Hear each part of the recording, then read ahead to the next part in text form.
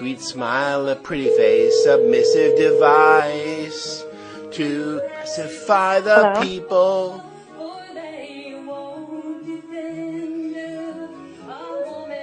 Hello? Hello?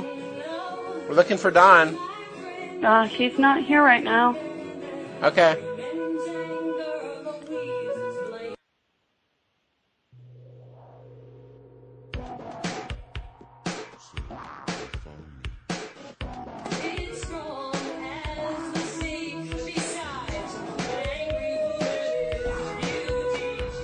I'll find a new opening song.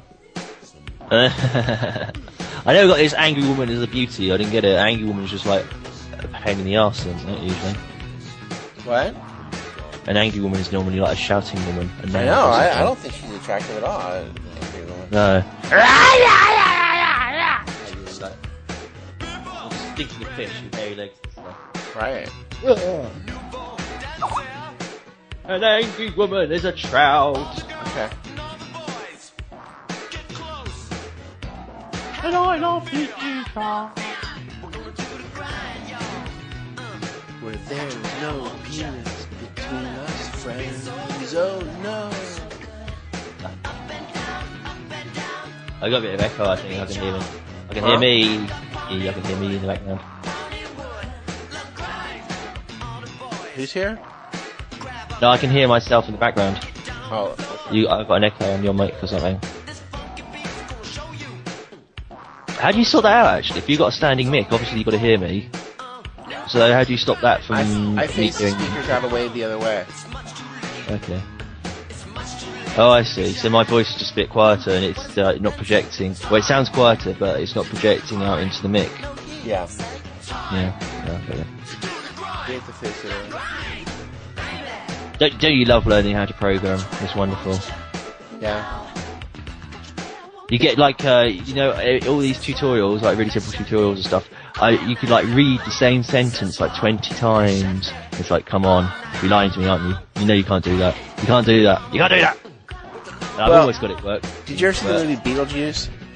They got that manual for the dead, and it reads like stereo instructions. Well, that's not for nothing. You know, stereo instructions are written like crazy.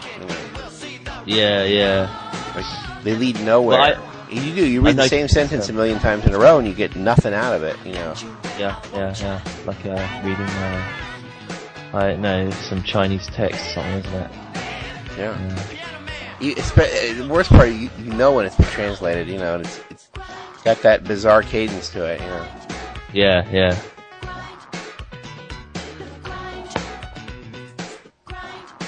Well, I sort of got it working anyway with the workaround. It's still a bit of a pain in the arse. Yeah, it's even worse when it's not like you're not just following rote instructions. You're going to learn. It's like learning how to program games. You know, I'm always thinking, oh, right, how could I apply that, and how could I apply this, and then I sort of get distracted, and I'm thinking, oh, I've got to follow on the tightrope. They're teaching you to walk along the tightrope, to understand the mechanics of the system. Like, I mean, you have to do it. I have to do it to learn to understand the interface, because I just like to ignore everything. I'm just like, just do it. Give me my psychic computer. I resent that every program wants you to do this hello world, you know. Oh yeah. There isn't one for this one. It's Unity I'm learning to program with. And that's really good. I don't know if you can get it from that, but I expect you can. But it's a lot of... Unity 3D. Yeah. It's really, really good. It's better than Unreal Development Kit, which is very good. But this is like stuff that we've been waiting like decades for, because this is what the game industry's been using. They use obviously a super advanced version of it, but now they finally decide to vomit out the earlier versions of it, of Unity. I don't know what the game industry uses, but they blatantly do use designer code. The language you only thought was in the Masonic Lodge, brought to you at your own home. Yeah. No, you too. Straight from the lodge. Now you can write Illuminati games that will brainwash the children. Yeah, and ruin their lives. Write about Lucifer and the dawn of the new day.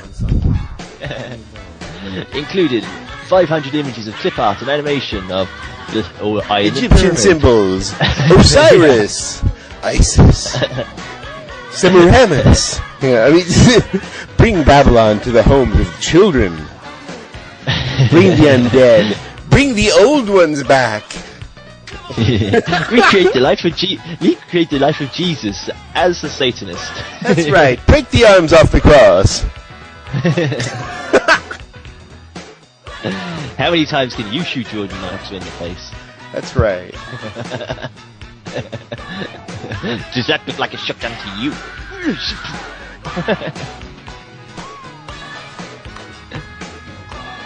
Oh, it's sad. It's a sad state of affairs. I saw the Act of Vatican thing where he was basically begging in front of the Vatican. It was what does that mean? It was. Are he we was his totally God? hypnotized. Huh? Are we his God? Yeah, He's praying to us. He was saying like somebody's gonna help him. He's got all this amazing information, but he lives in like a time warp. It's so weird. He seemed like he was holding it hostage. I've got this baby and I'm holding it hostage. You gotta pay to get it back. Yeah, I don't know. That's it, yeah. And with his secret information. Yeah, but I can't give it to you people unless I've got cash. Yeah. I would like to go to Jamaica. You would like this information. We can make a trade.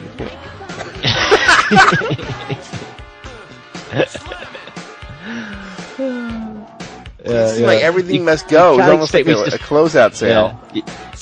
You can't just like read it. It's in a book. I get it. It's in a book, but I can't just read it. You can't expect me to just read it. You got to pay me first. I've got to be sitting in a bath of cash before I can read it to you.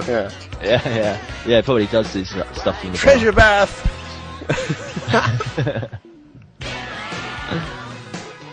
I don't know what motivates that guy. I guess we do have money, but it's incredible the number of financial appeals we've had from Jordan Maxwell. You know. I mean, over the years, I've heard a lot of them. You would think if he's really their man, they would be paying him.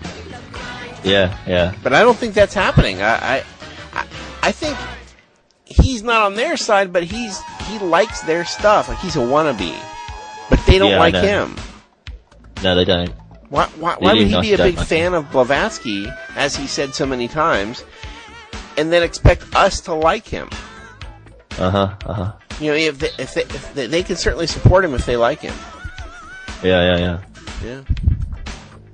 Apparently, he's not quite a controller, but he is one of the people that used to hang around in London in the hotels and children. He'd be programming children, but apparently he'd like threaten to beat them up or something or hit them. He had an English career. I think before he was like on TV, yeah.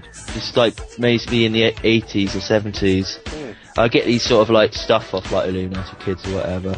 I get the impression he was from Los Angeles. I think he came from England though originally. I'm not sure. You might be no, totally he's right. From Florida. Totally he was wrong. born in Florida. Yeah. But he went over to Hollywood, didn't he? Oh, I don't know. I know he's got some sort of dodgy reputation like involving like slapping children or something. I don't know. Yeah. First I heard of that. Yeah. They could just be bullshitting. They could just be playing on the fact that he puts on the mafia thing, and the children just don't like him because of that. He's the one that found found David Icke, so he must have been in England sometime. Exactly. That's what I'm thinking of. Good afternoon, boys and girls. Right. How you doing? Not so bad. Not so good. Yeah, the Irish boat is approaching Gaza. Gaza, famous footballer, of course. Yeah. This time the Israelis say they're going to meet the boat fully armed. They're not going to mess about this time. Yeah, you're not going to help those people. Absolutely not. No.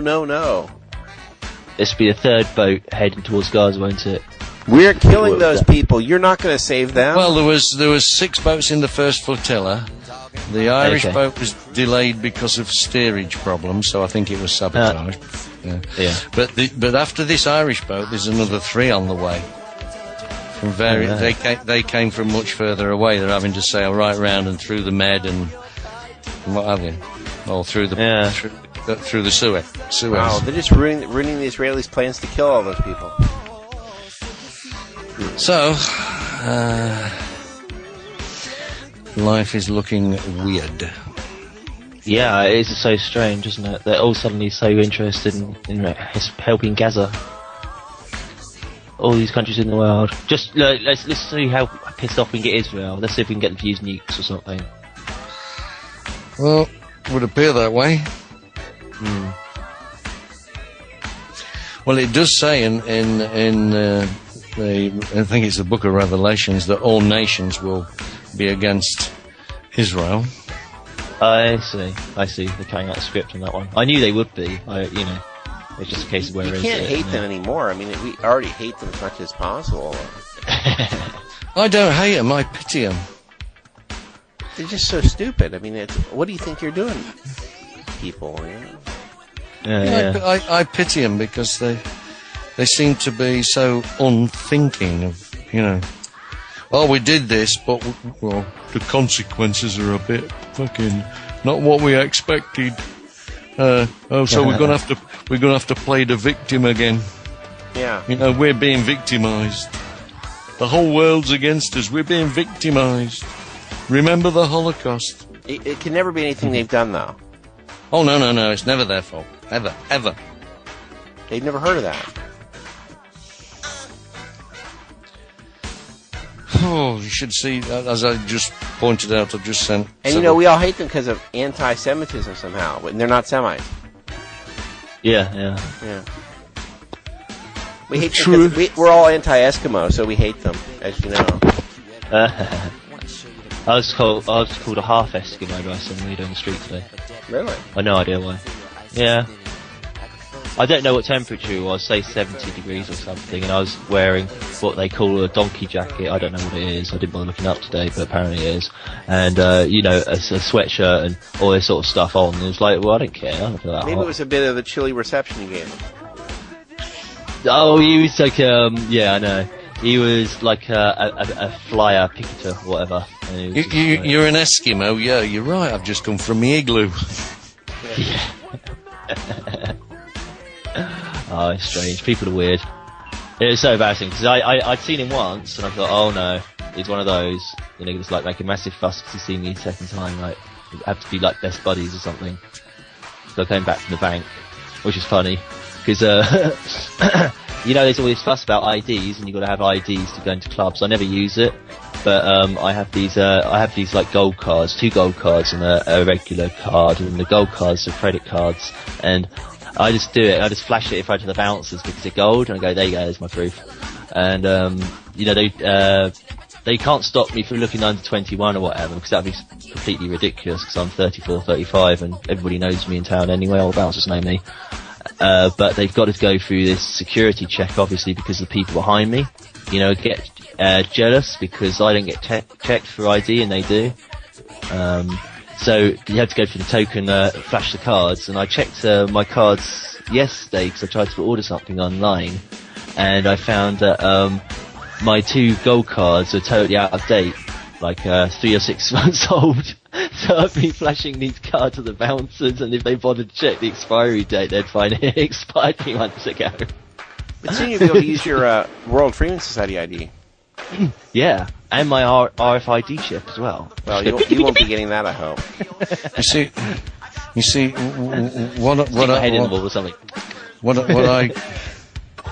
You see, what I've got, is this very fancy plastic driving license with my photograph on, and and it's Barbados driving license with all pretty colours and birds and everything on it. There it is. Thank you. Yep. In your pocket. Yeah. Nice. And that's not an ID. What do you mean it's not an ID? It's got my photograph on. It's my driving license. That's not a driving. It's a driving license. Too pretty. They won't accept it? Oh yeah, well they have to, don't they? But what I'm thinking of doing, actually, what I was going to do, is photograph, and you can get these little cards and they seal them in plastic and the same size as a credit card. And there's a guy here. He's a Queen's Counsel, a QC, same name as me.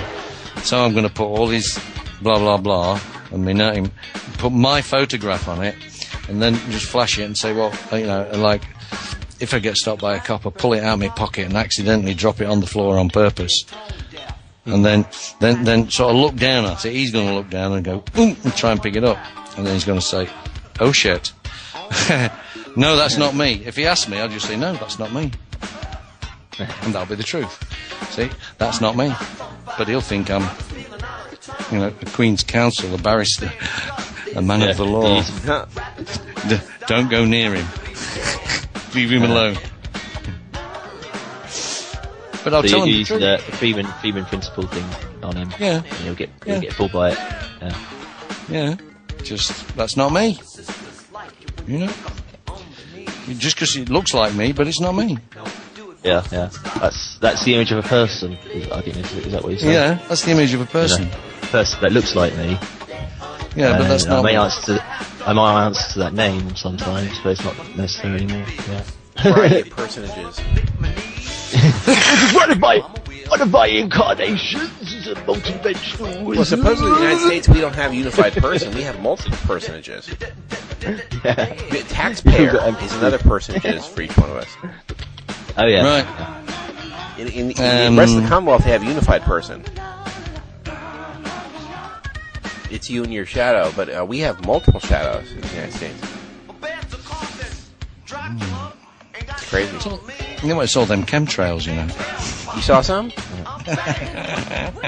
They're spraying everywhere. Yeah.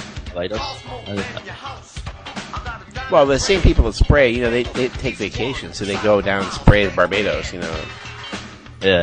But I know it's a busman's holiday and all that, but they still, they gotta pay their way. So. They spray down there and then go to the beach. Yeah.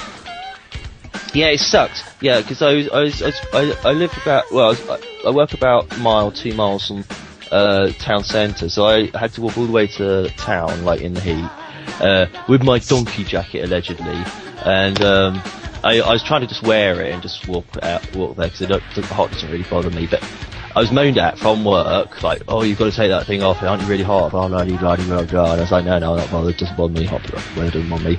And got out the gates, went around the corner, lost the person who was nagging me about that, and then this single mum or whatever came running out pushing her pram, saying, aren't you really hot in that? It's just like I've got to walk about 1.5 miles to get into town properly. Yeah, and a baby, this single mum, her baby's got a big hood on and a great big baby growing, all wrapped up in a blanket. Aren't you hot? Yeah. No, but the baby might be. Yeah, what's left of it. I don't understand the single mother thing. Well, you can always tell a single mother by the lack of wedding ring. I know. Yeah. Yeah, I think I do. Well, it's not just the lack of wedding ring. Maybe she's at work, so she takes it off, but it still leaves a white band round her finger. Yeah. That's it. And I'd have just been stuck with her for about 1 mile, just down this one long road. So I said, okay, I'll take it off, but I don't want to because I'll look really gay. It's just really stupid when you try and wearing a jacket, just wrap around your waist, the arms are not long enough, so you just have to keep on tying it. So annoying. I've now notified the court in this little case that we're running. It's the Maggot case. Yes, this is the Maggot case. That. Oh, by the way, they've claimed that the prosecutor was female, and there was no female in the court. They've claimed all sorts of things. No, he was a pussy. They claimed it was 1972, and so Second World War never ended. What we've done now is said, because this is a de facto court, we're now going to put that system on trial with, we did a test to see if you could get arrested for acting lawfully. Now we're going to test the court to see if they are acting within their remit, because a de facto court, according to the definition in Britain, is, and I quote, right, de facto court, a court without legal standing.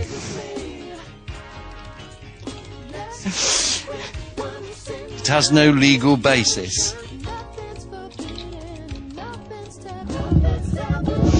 In other words, you have to submit and consent to it having jurisdiction.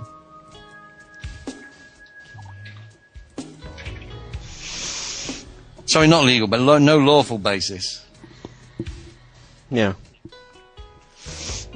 So you have to consent to it having jurisdiction. And he put that to the Crown Prosecution Service today. They refused to answer that question. Was this a de facto court? And we know, according to the legal framework within the UK, all lower courts are de facto courts. And he wouldn't, this is the Crown Prosecution Service, wouldn't give him the name of the person who was supposed to be the prosecutor in the court when they had the hearing that Matt dismissed. He's refused.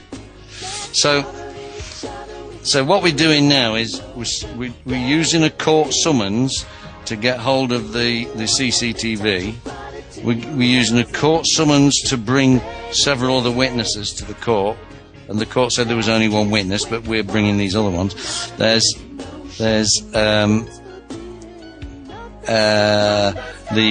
the audio videotape inside the police station. We're subpoenaing that, where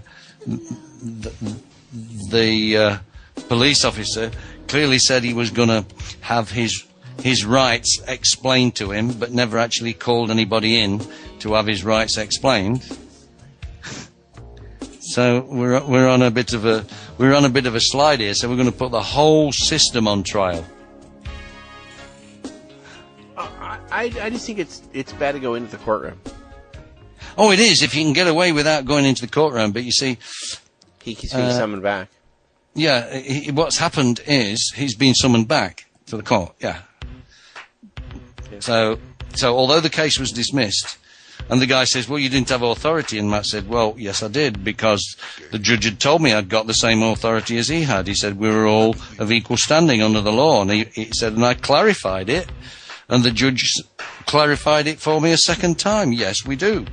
In fact, everyone in the court was of equal standing under the law. And he said, so in that case, I dismissed. And as there was no objections, then the court acquiesced. That's an agreement. Sorry, but that has to stand. Yeah. That's nice. Did you buy it? Yeah, right. So now there's trouble in them hills, because the Crown Prosecution Service are backing off like there's no tomorrow. And they won't give any evidence. They won't, unless we now, because you can demand it under Freedom of Information Act, but now they're saying you've got to get a bloody magistrate's court warrant to subpoena it. So they've changed their mind now. They're backing off. They're going, oh shit, what we done here? Right, the rules just change on a whim for them. Yeah. Yeah. We have to have some standard we have to follow, and then they don't feel they have to follow any rules. Exactly, they haven't been following any rules. It is. It's an illness, certainly.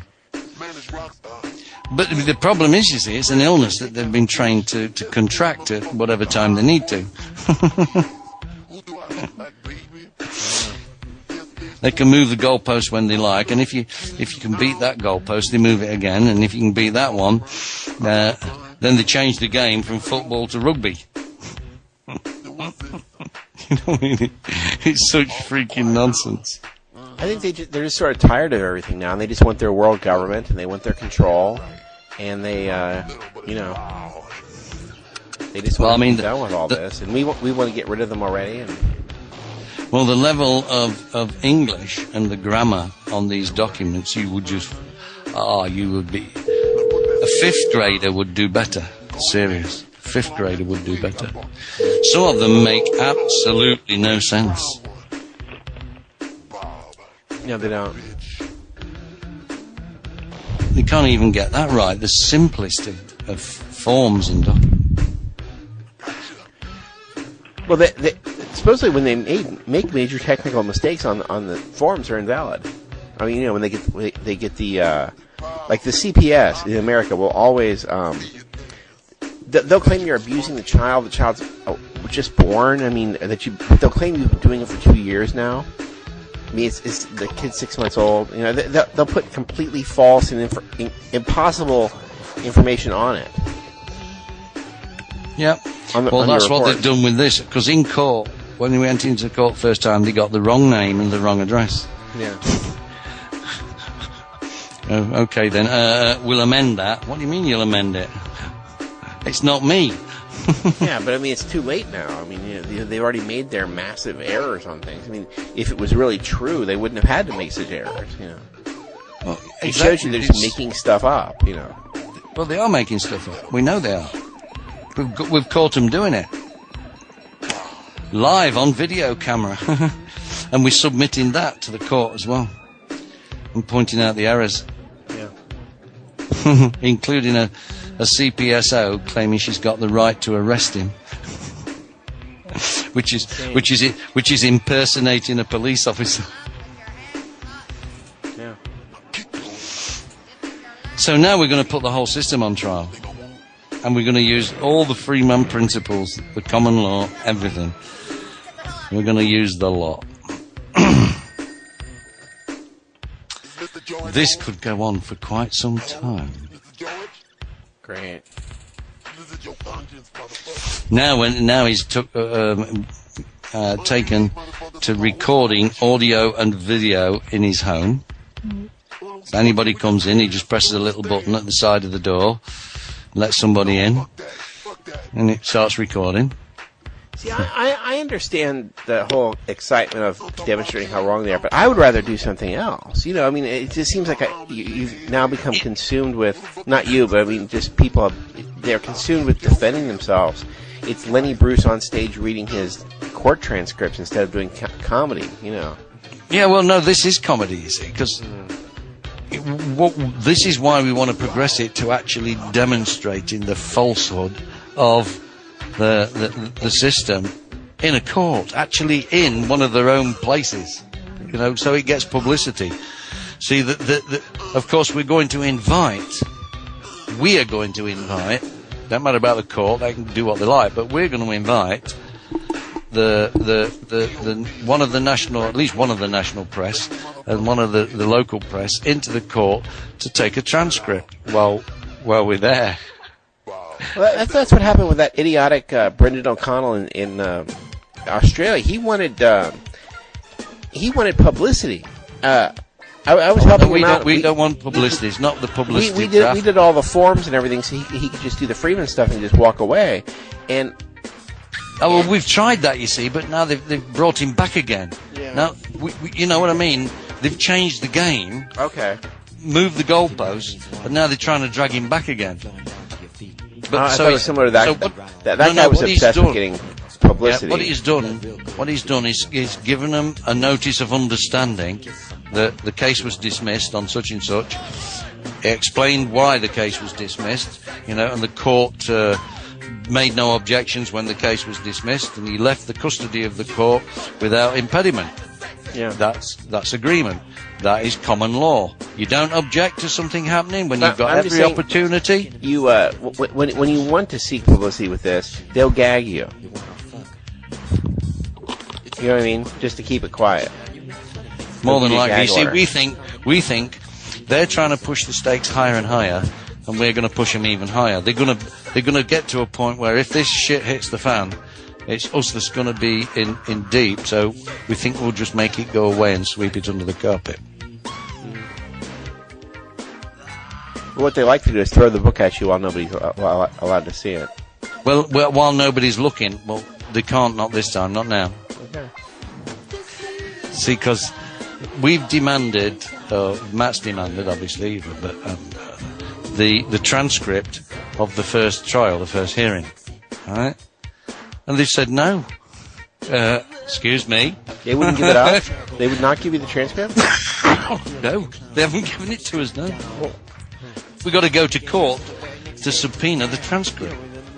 So we've got to go back to the same court to subpoena their own bloody transcript. That's ridiculous. Wait, you got to go and subpoena the transcript from his own trial?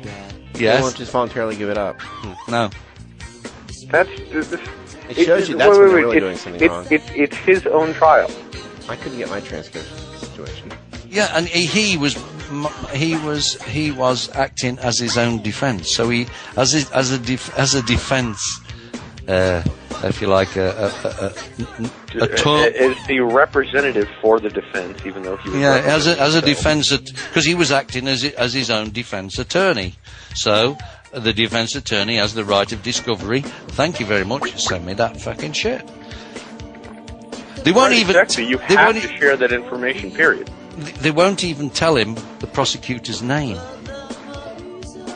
Prosecution. They won't even tell him the prosecutor's name, so no, he can't even quote unquote face his accuser. No. Unbelievable, isn't it?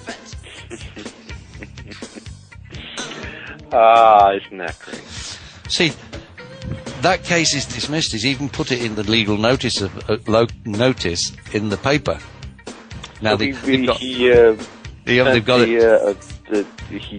published it in the local paper in the legal notice that the case was dismissed. So it's now part of public register. Yeah, it's now part of public. Identity. Yes. Yes, exactly.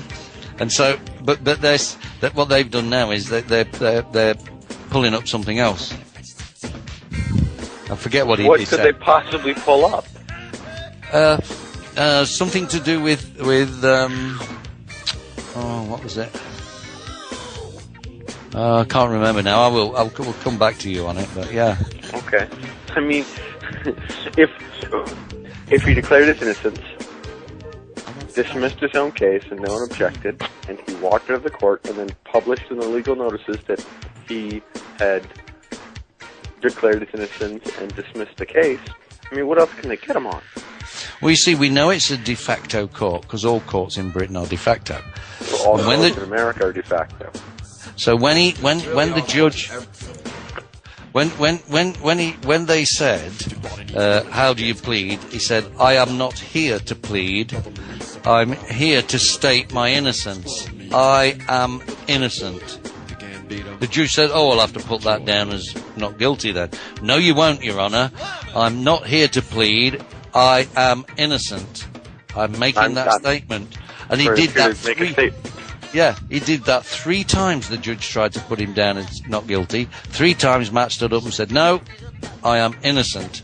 That's my statement. I'm not pleading. Right? And what he's done is, in his notice, if the judge wants to plead to this case, that's his affair. He can plead. I don't mind. It doesn't bother me.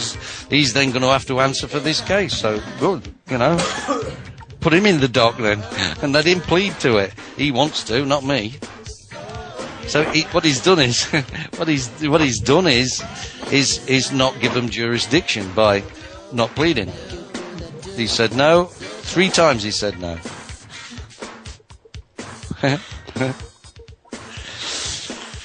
And you have to plead according to de facto court rules. Well, sorry, I'm not. I don't have to. You can't force me to plead. Sorry, that's not what I'm saying. I'm not going to say that. I'm never going to say that. If you want to plead on my behalf, then it's your plea, not mine. You face the court. Well, if you think about it, when you go into court and you plead, the definition of plea is you're asking, you're begging. Yeah. You're asking them to take jurisdiction over you. You're begging them for you. Right, the instant that you plead, you're consenting to the court. No, even going away from that, just simply going to the fact that a plea is begging, you're basically asking them to take. You're acting like a child. You're pleading like a child. Oh, no, Mum, don't hit me with that stick. Yeah. So, yeah, but he didn't. He said no. And he knocked the judge down 3 times. And said, no, I am not here to plead. I am here to declare my innocence. I am innocent. So he refused to contract with the court, and he denied them his consent. That obviously means they have no jurisdiction. But so now they're moving the goalposts. Yeah. Of course, got to pull it back further so it makes it harder to Well, without realizing that every time they pull it back, all you have to do is just step up a bit. Yeah, step up another one. Yeah. So as I said, now we're putting not just this system. We're putting the system on trial. We're putting the decisions of the system, the false allegations, and the totally childlike legal documents that have been sent to Matt that aren't even spelled right, with no grammar in them, and the context is totally wrong. You know, as I said, to Matt, it looks like it's been written by a 5th grade primary school student, preschool student even. Yeah, Unbelievable. We definitely need to do that.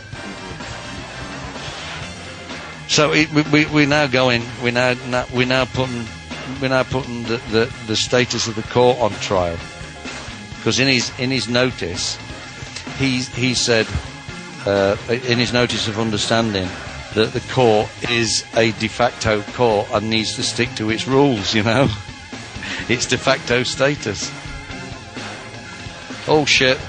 Hang on a minute. Rain. I've got to go and get the washing in off the line. The wonders of living in the Caribbean. The laws of nature. Right? Exactly. You fall into that jurisdiction, sir. No, I don't consent to the laws of gravity. Yeah, right. I don't acknowledge that jurisdiction. I only fall under the jurisdiction of common law. You know, I have tried to not consent to the law of gravity, and every time I step off a cliff and I plummet and have to pull out the sign that says, uh-oh. Yeah. I gave my notice about no more rain, and it doesn't listen to me. Yeah, but where did you mail it to? Well, Did you send it through the notary? Is it registered mail? Because I don't think God checks his mailbox every day. I sent to a variety of churches. Probably didn't send one.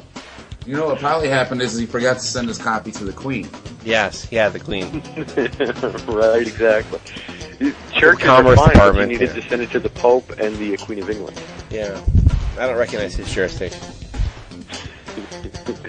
Right, but apparently the weather might. Yeah. Well, because the government controls the weather with HARP. Well, I think they manipulate the weather. I don't think they control it. Yeah. They can make it rain or make it not rain. That sounds like control to me. I heard they can't start the hurricane. They just have to find one, and they can move it around. Well, I don't know about a hurricane. I'm just talking about rain. No, that's like the famous thing. They can create rain and they can stop rain. They can, you know what I mean? Like They're so specific with a hurricane, they can put a pentagram in the middle of the eye. You know where it's supposed to be empty in the eye of the hurricane? They can put a pentagram in it. Or a pyramid. And they got their service NOAA, N-O-A-A. That's where you can see it. They do that on a regular basis. They can put a pentagram in the middle of the eye. That's sick. Yeah. It is sick. It's very sick. Yeah.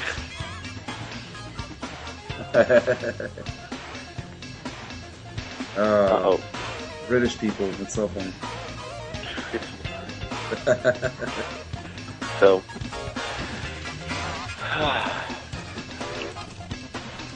I noticed So I'm sorry to be late, everyone. I apologize. I had some morning meetings. I want to get involved in the chat and get everything going here. Are we discussing anything in particular, or are we just running around until we start Israel Bash? Yeah, I was late also. I slept.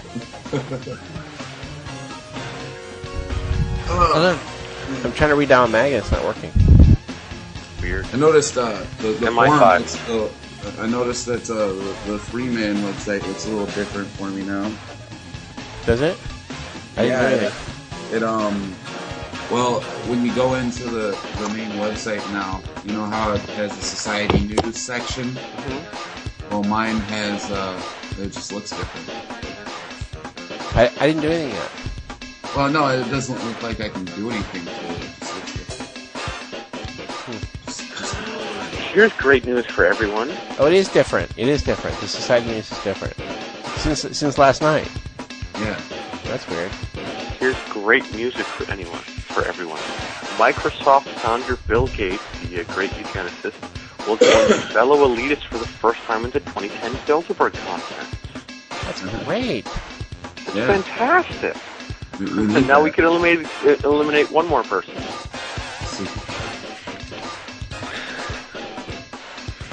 Good God. It's really sad when you look at news sources and you read things, and all it does is just remind you how much the whole system is out there trying to screw us over. Yeah. Well, that's one of the reasons I just don't watch the news anymore, because it's not news, it's gossip. And once you recognize that, even the weather report loses its validity. Yeah, that's false too. Yeah, so it's The weather report? Yeah. Well, my local weather report's generally pretty accurate, actually. Yeah. The national weather report I don't pay any attention to, I don't care. I My haven't had the local TV weather hooked up report's in a long time. usually pretty accurate.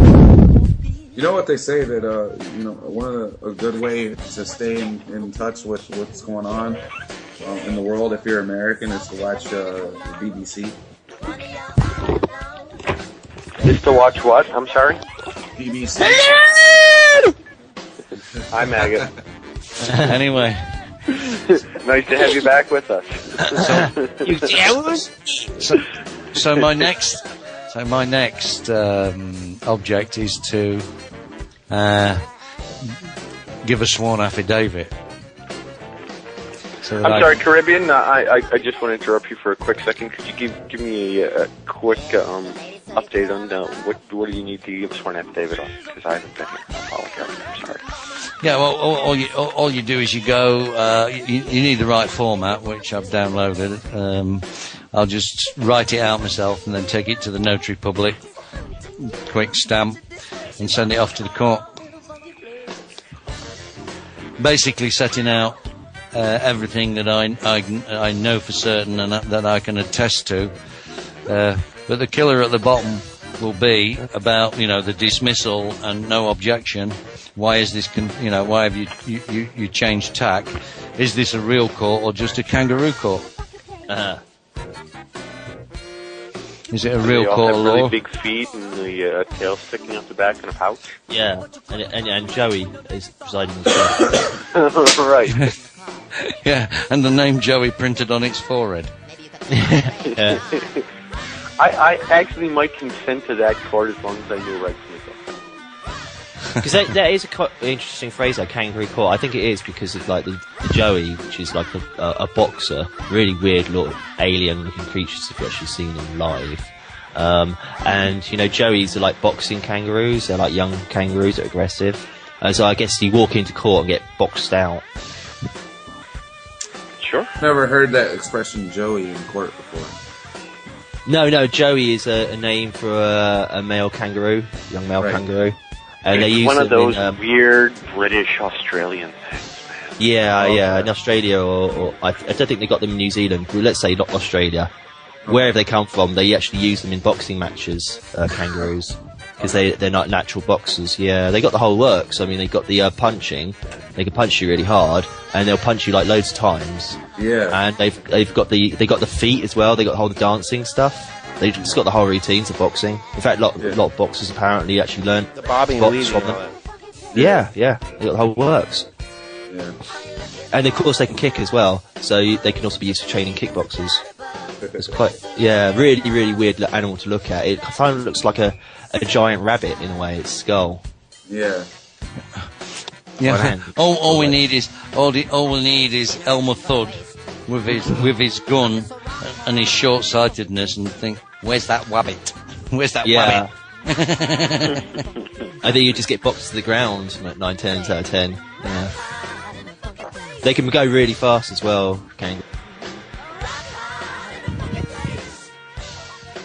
Yeah, they can hop along at 60 miles an hour. Yeah, the most amazingly incredible thing about them is I actually saw video footage. People were driving in Australia doing like 45, 50 miles an hour, and this kangaroo was hopping along next to him, keeping pace. Yeah.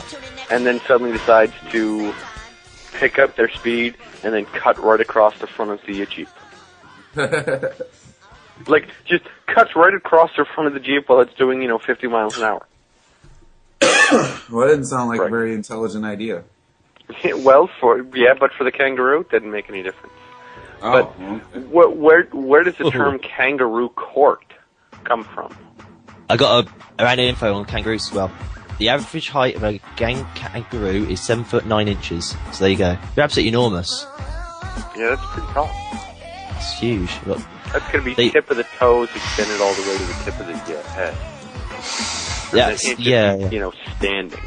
I got a wonderful picture of one punching out a reporter here. I'll just post it. But so the term kangaroo court, which,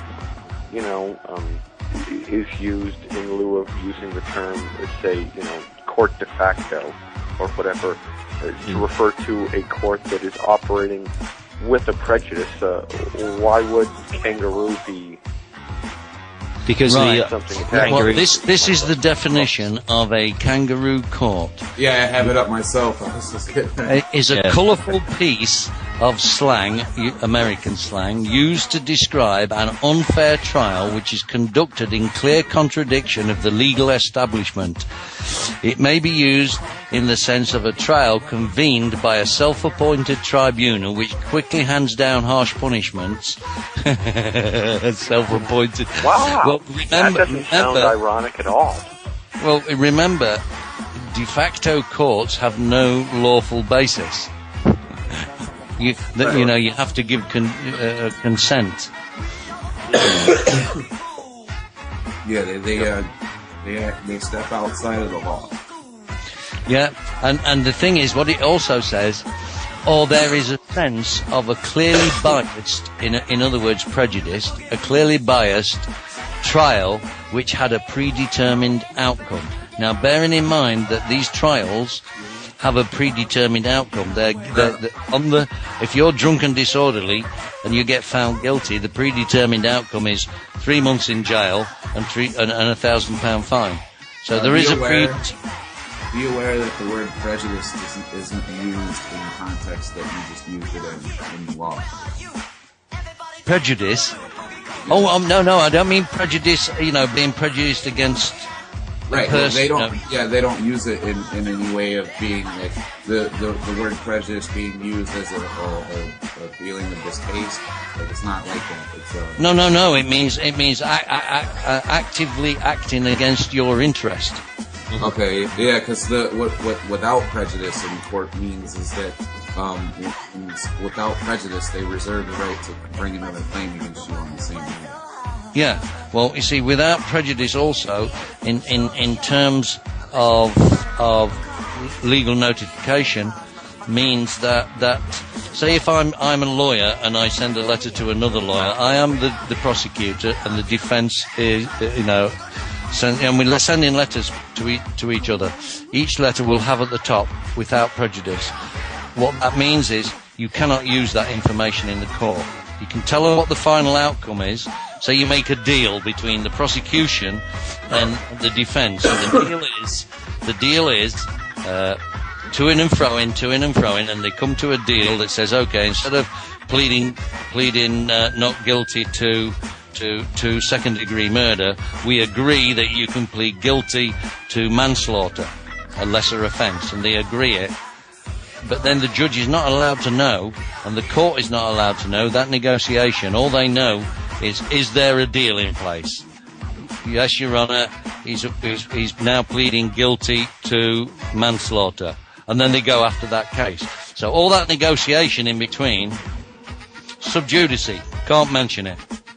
Right, but it also, what it is it says it right here, it says in a civil case, dismissal without prejudice is a dismissal that allows for refiling of the case. Yes, in other words, it does, yeah, because it's not prejudicing the court's decision to go ahead and do something different or slightly different or make another case. But what I'm saying, though, is using that actually can work against you, because what you're doing is it's another way that you can be stepping into their jurisdiction by allowing them the opportunity to file a case of action against you again. You know what I mean? You're basically saying by saying without prejudice, if you use that, then you're basically saying I give you permission to bring an action against me.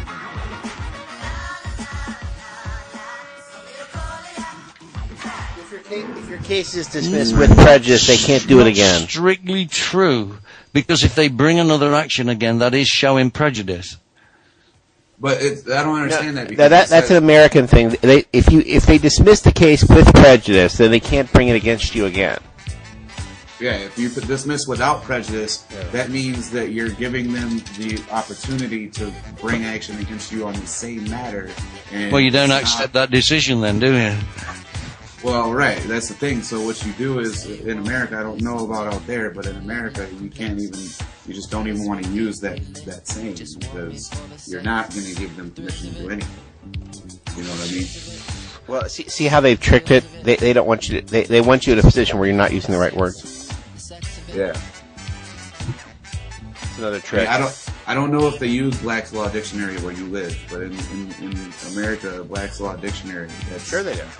Yeah. Yes, we do. Everywhere. Remember, you see, the thing is with the common law, even many, if not most, of the U.S. attorneys and what have you are members of the British Bar Association. That's the Law Society. Yeah. I would just suggest that you look into the connotations behind that saying a little bit more, just to make sure. Yeah, you see, the thing is, what you're doing when you're using that, because you can jump. You can accept it. Like, if you want to, if you have a choice, they have a choice. You can accept it for value. Yeah. Yeah. You have a choice. You can say, right, I am Mr. Green in this particular instant. And then, and in the next breath, totally deny it. That you 1 minute a policeman in front of you is a peace officer. The next minute is a policy enforcement officer. And then they can't switch hats like that, though. But they do, and they right, do. But they can't. If they've established themselves they're not as one, supposed they can't to. switch hats. Yeah, well, they do. And the thing is, they'll lie about it. Sure. Yeah. So you use whatever tools you have to your advantage, not them. I just feel like you have to be careful, though, because you do have to be careful. You make sure when you're using this negotiating tool, because that's all it is a negotiating tool. Right. Sorry. Are they after us? No. I got a text message on my cell phone. No. He's just heating up something in the microwave because he doesn't want to have any real nutrients or minerals for his lunch. Yeah. He's microwaving his mobile. He's making it. I'm going to make food here in a minute. I'm starving.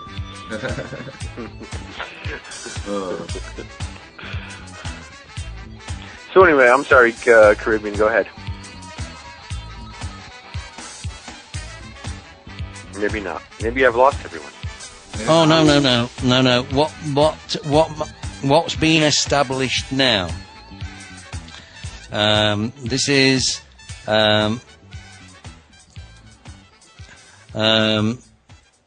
in the UK, when you have prejudice, it is not submissible in the court.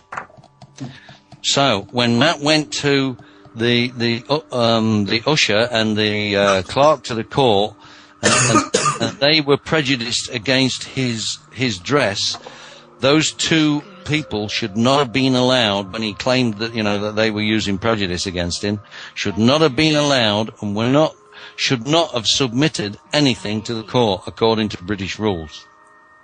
Yeah. So the usher was acting with prejudice, so he could not be allowed to bring it into the court, and cannot be used against him, against me. So is prejudice in court, does that mean there's something outside the court's, like, I don't know, jurisdiction or whatever, out of its, like, business? No, that term, the prejudice in this particular instance, means you're not neutral, you're not an arbiter, you've now taken one side or the other. Mm-hmm. Right? And that was something that happened outside court? court, yes. And as he's the clerk of the court, you know, the only person to have prejudice in that court, that's allowed to have prejudice in that court, is the prosecutor. Sure. By his very nature, he is prejudiced against So they have to be. He's the one with the problem sort of thing. And then once you identify them, but none of the others in the court. council. Yeah. Prejudice has to go out the window. They have to be like totally sort of like blank, just like robots performing a function. They can't be prejudiced in one way or another. Well, the judge can't be, Yeah. The judge can't be. Any of the other members of the court can't be prejudiced. Only the prosecutor. Yeah, just because the clerk to the court is just there to record. He's the clerk. The usher is supposed to carry messages and bits of paper from different people. The prosecution to the defence, the defence to the prosecution, and both of them to the judge and back. That's his function. Yeah. Then he's just a functionary, but he's not supposed to have prejudice and bring that prejudice into the court. Sure. Otherwise, it colours the decision of the court. Sure. So the prosecutor's the guy sort of with the problem sort of thing. He's the one with the weight, and then it's the job of the judge and everybody else to test the validity of the prosecution's case. That's it. To arbitrate that case against the defence that the defence side puts up. So weigh once against the other, weigh the prosecution against the defence. Yes. That's what the scales represent as well on the justice. Yeah, they're supposed to be totally impartial. But if you're showing prejudice, then you're favouring one side or the other. That's not allowed. Oh, not supposed to be. Jobulon, they're never prejudiced, are they? That's why. That's why the Justice King has the kerchief around her face, whatever. Justice is supposed to be blind, isn't it? That's what it comes down to. Yeah. Okay. That's right. That's why it's blind. It's why it holds up the scales that are balanced and the sort of truth and everything else. It's supposed to be, but unfortunately, that blindfold also means that they're not paying any attention to what's actually going on in the courtroom. Justice. Well, they are. They're all ears. They're supposed to be all ears. That's why. Friends, Romans, and countrymen, lend me your ear. Yeah. Friends, the eyes covered. Lend me your ears. They can't see like the distress or something. Not allowed to let the emotional stuff get in. Weighing one against the other. The prosecution against the defence. And according to the definition in our law dictionaries, prejudice is anything beyond anything beyond the jurisdiction of the court. So anything that's prejudiced is beyond the jurisdiction of the court. They can't see it, they can't look at it, they can't use it, they can't do anything with it. Sure. I got you. And he actually got the judge in this particular case to define without prejudice. Yeah. And he got the judge to define and agree that he was not that he was not guilty, but that he was innocent until proven otherwise. And he went twice on the case of are we all of equal standing under the law. The first time the judge ummed and ahed and said, well, yes, I suppose so. The second time he said, are we all equal standing under the law, including myself? And the judge said, yes. That was on the record. The judge said, yes. Oh, thank you, Judge. I'm dismissing the case then, in that fact. Thank you for your time, and he walked out. There was no objections. There was no attempt to impede his progress from the custody of the court to the free world, if you like, from this artificial environment into the real environment. Nothing. Even though there was security and police stood at the bottom of the court, he walked straight past them through the door. Nobody stopped him. And we have pointed out under lawful and legal rules, that acquiescence is agreement, and there's no way around it. That was agreement. If he was wrong, someone should have said, or the prosecution, or the judge, or, you know, or anybody in the court, the clerk to the court, stop that man, right? Or I object. In fact, the court never said a word. No one opened his mouth, not one. So he calmly picked his papers up, put them in the briefcase, and then walked the 15, 20 yards to the door, walked out the door, and he actually got stopped going down the steps to the outside of the building by the security guards that have been dogging him all day, and the ones that were actually inside the court when he walked past them to get outside the court. And they stopped him because he saw he had a camera, and they accused him of recording in court. And he said, no, I haven't. And the police took the camera off him and looked at it and operated it, found nothing on it, closed it up, gave it him back, and then the police asked the security, does he have to go back into the court? And the security guard said, no, it's finished. Boom, boom, and Matt just left the court, gone. It was done, finished, over. Yeah. So how that's played out, and we've now given them notice that was the doodah, and it will have, of course, it's got to agree with their transcript, which they're now saying, well, you can't have. Well, of course they're going to say you can't have it, because it proves the fucking case. They're trying every tactic. Well, unfortunately, you see, this notice, you can't give a notice. You say, well, I have. I've just given a notice in the legal term of a notice of understanding. And, you know, and he hasn't told them, well, you've only got 10 days to reply, otherwise it's agreement by default. And then that's the fact. Sorry.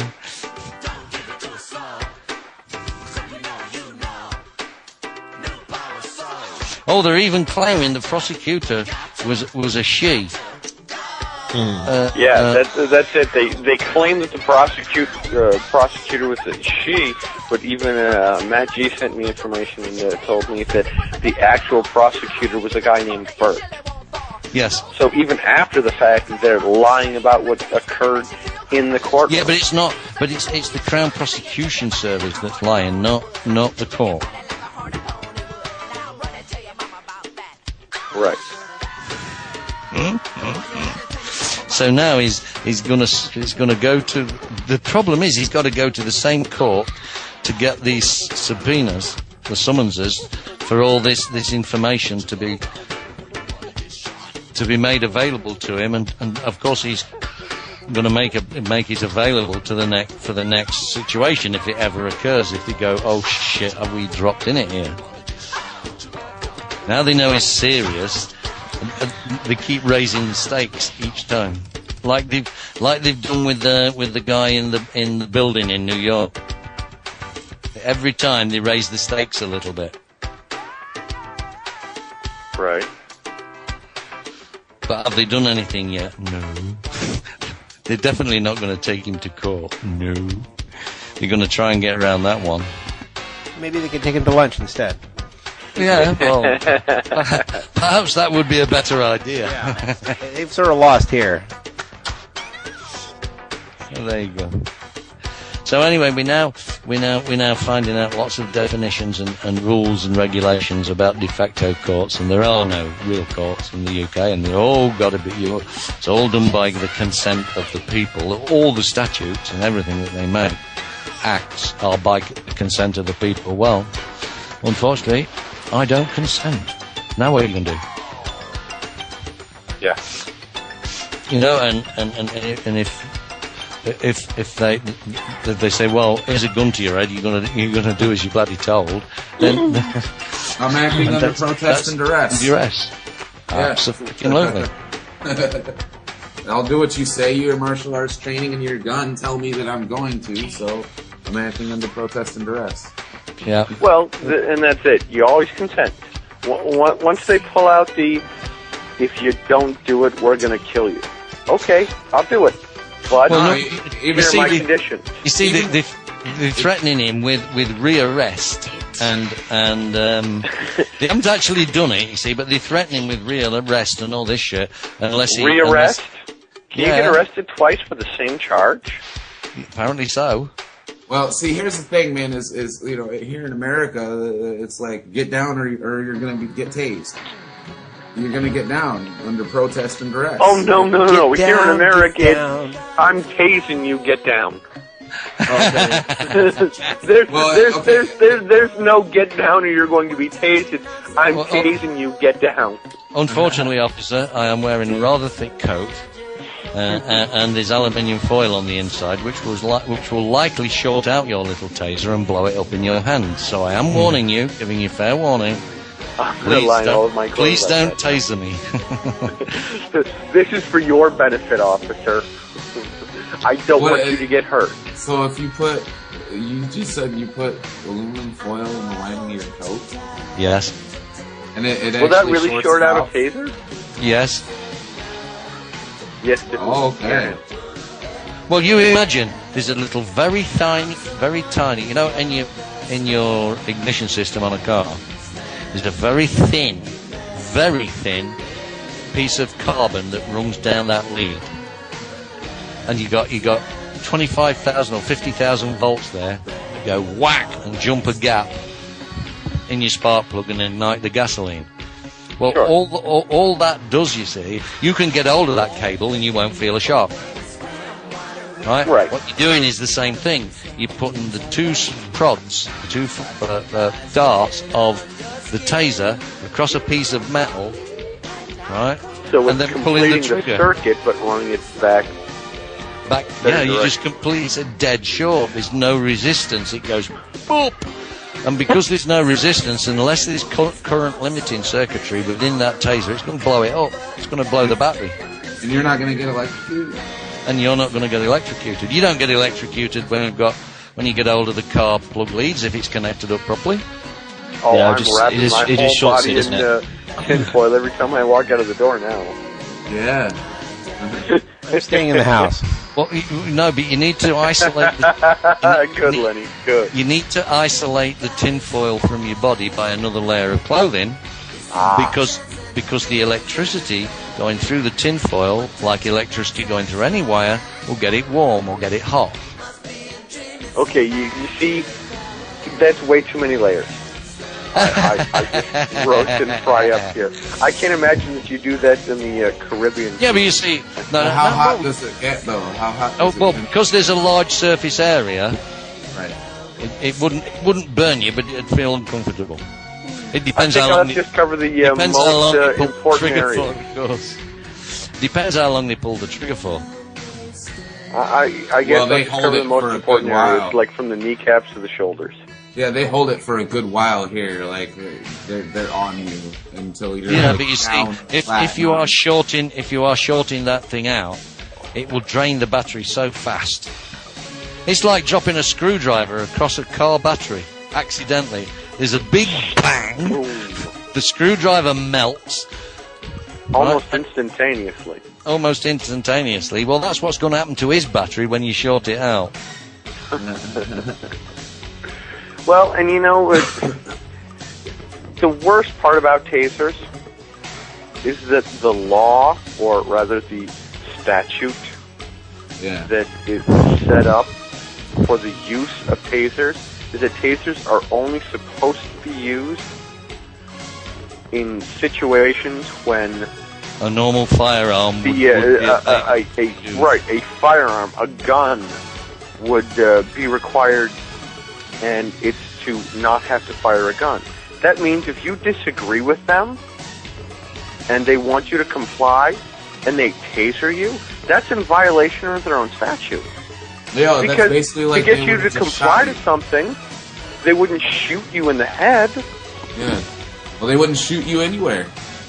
You know. Well, Are you at least suggesting not on they would camera, follow their but own they'll rules? tase you Come on on. camera. I think the game in Cincinnati or wherever it was, where the 17-year-old kid ran onto the field and they tasered him.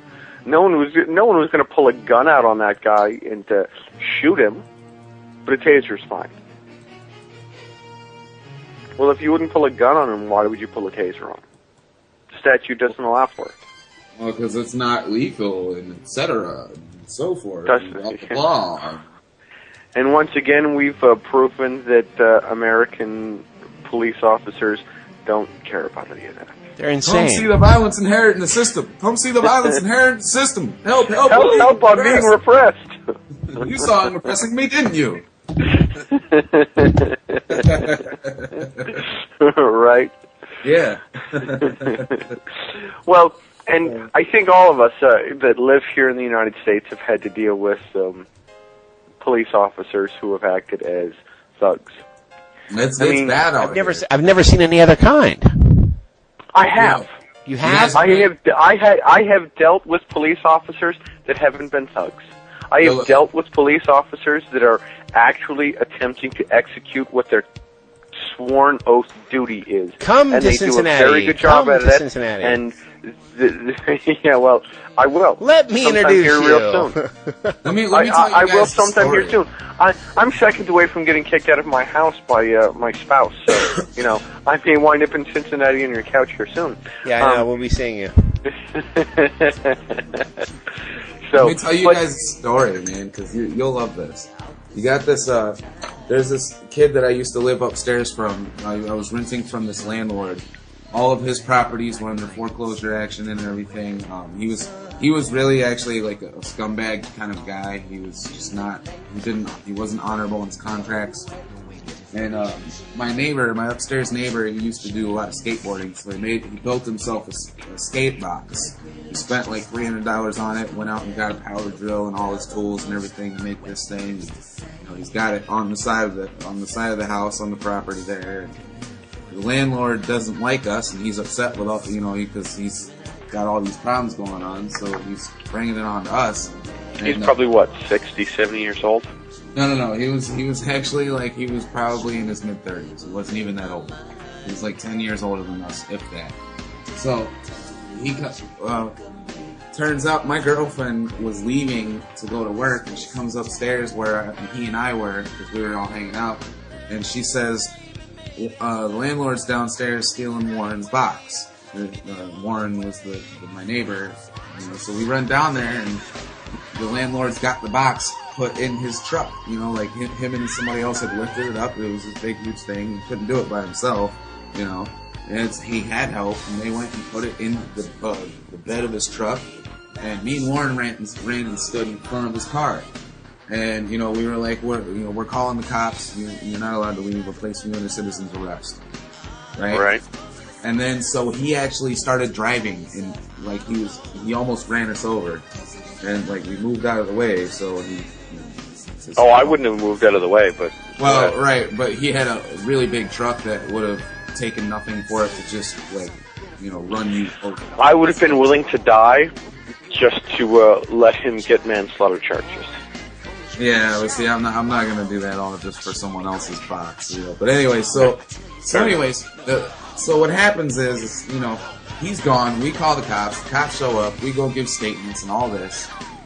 And then they actually told us. They told my neighbor, keep track if you see him, because the guy took off and he was gone, and they couldn't find him. So the landlord. The landlord took off.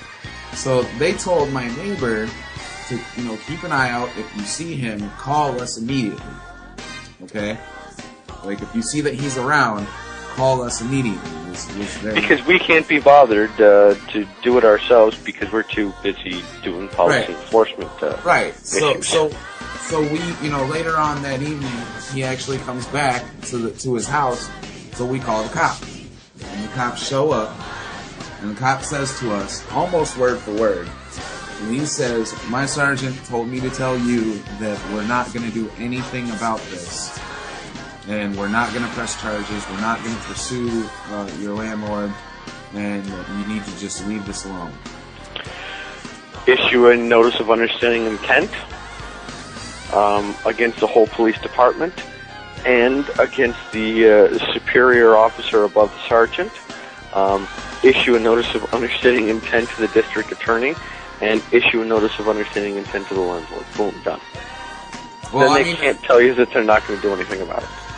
the issue is, I mean, this problem is from a year ago. Like this is past, but I just think it's funny to see that because they told us that they weren't going to do this because it wasn't of interest to them. Meaning that like that's what they gave us as a reason, is that it wasn't of interest to them. Meaning that there wasn't money for them to make. You know what Bingo. I mean? So yeah. Bingo. But then, like, when you go to a police officer and you tell them, well, that's in dereliction of your duty. You're supposed to uphold the law and you're supposed to protect us. Like, we told them that, and they're just like, well, you know, we do what our sergeant says, and we don't follow orders of people walking the streets and whatnot and so forth. If I could for just a second, don't tell them what their duty is. Ask them to define for you what their duty is. Yeah. Put them into a position always. Always ask questions. Never tell them. Cop pulls you over for whatever reason. Cop accosts you for whatever reason.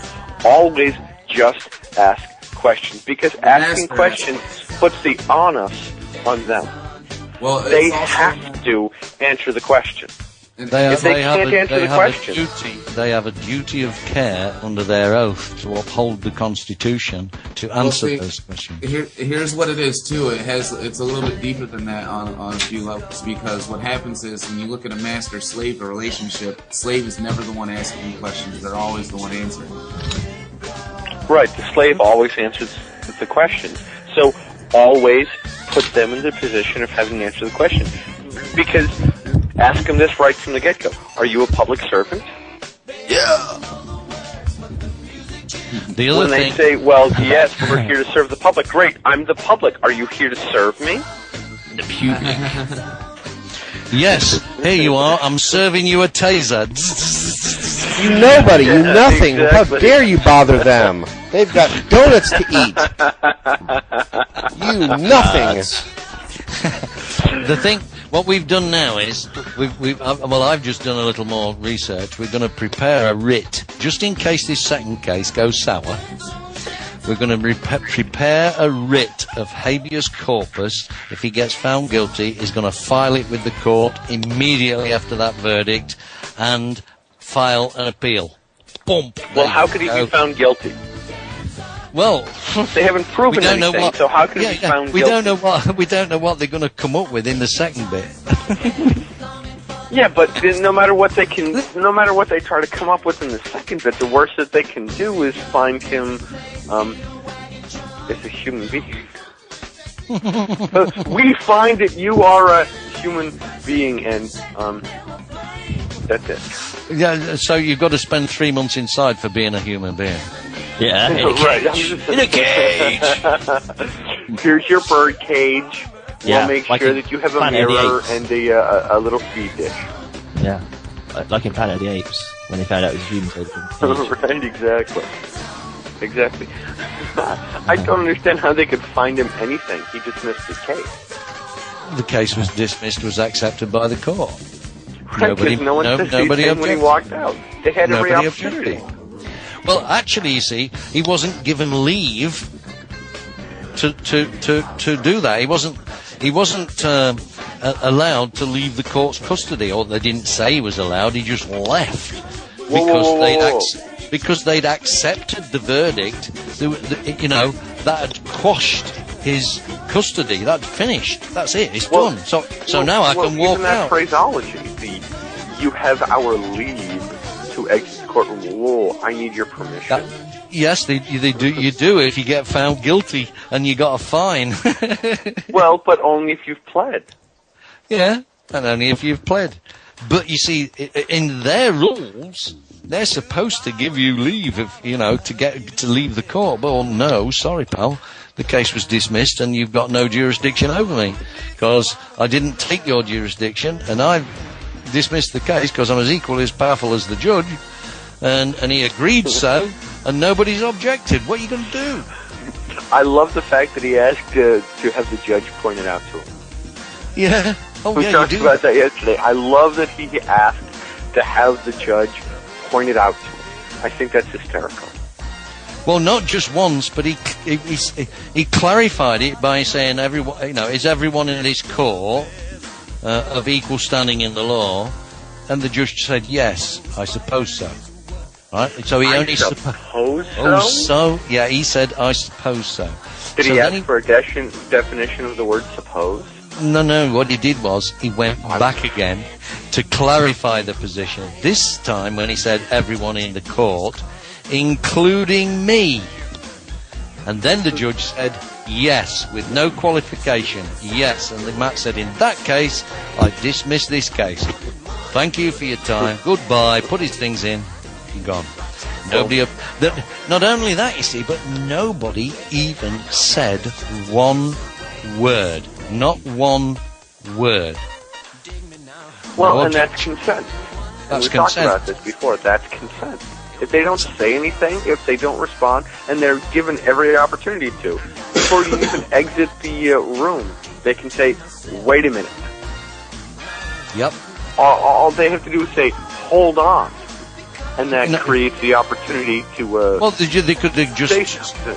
Yeah, no. Hey, wait a second. The only time that creates the opportunity is if you actually obey it. Because if they say, "Wait a minute," and you don't, no. If you declare your innocence and start to exit the court, and then, but then they say, "Wait a minute," and you just carry on walking. Then they haven't consented to the contract.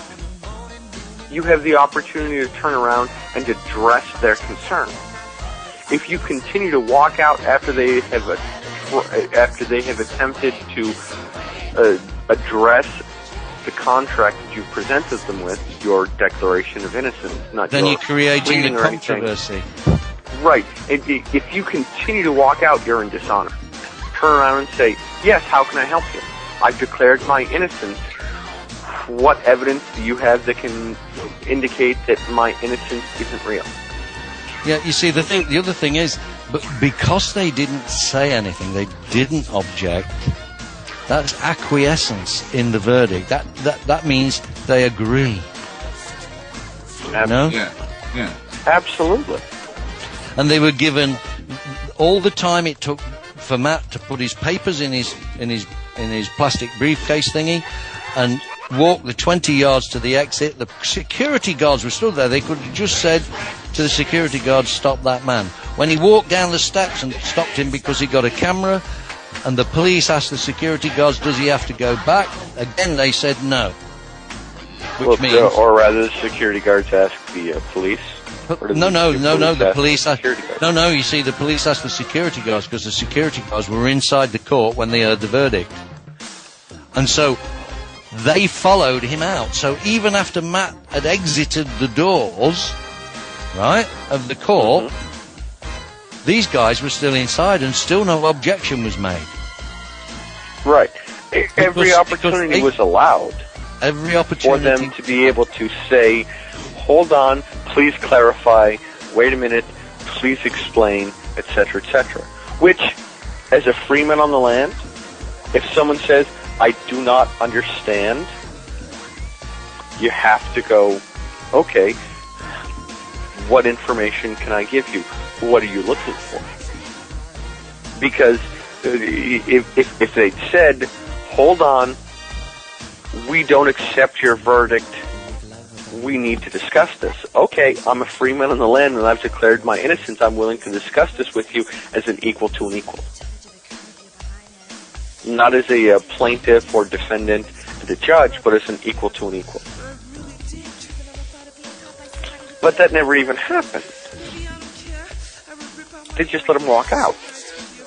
They didn't even open their mouths. Not a single syllable nor word passed their lips. Even after he left, and the two security guards turned and walked after him, and there was still no objection. And they didn't tell the security guards to bring him back. When the police asked the security guards, was he needed back in court, they said, oh no. We were just stopping him because he got a camera.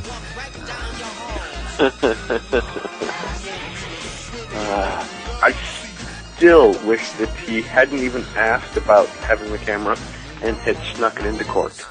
Oh, well, he did, you see, and they didn't see it because it was in his pocket. They didn't see it until until he was leaving the court, and he thought he was finished. He was walking down the steps to the exit doors when he took his camera out, and that's when the security guards collared him. And the female security guard actually put her hand on his shoulders and tried to stop him. And he shouts, "Assault!" Someone's and everybody came. Yeah, everybody came running out the office. No, never scream that. Always yell fire. Assault, and the coppers came, and that's when they said to the police, "Well, he's got a camera. He's been recording in a court." The coppers opened the camera. Now, they're too dumb to know how to operate it, but they tried to operate it and there was nothing on.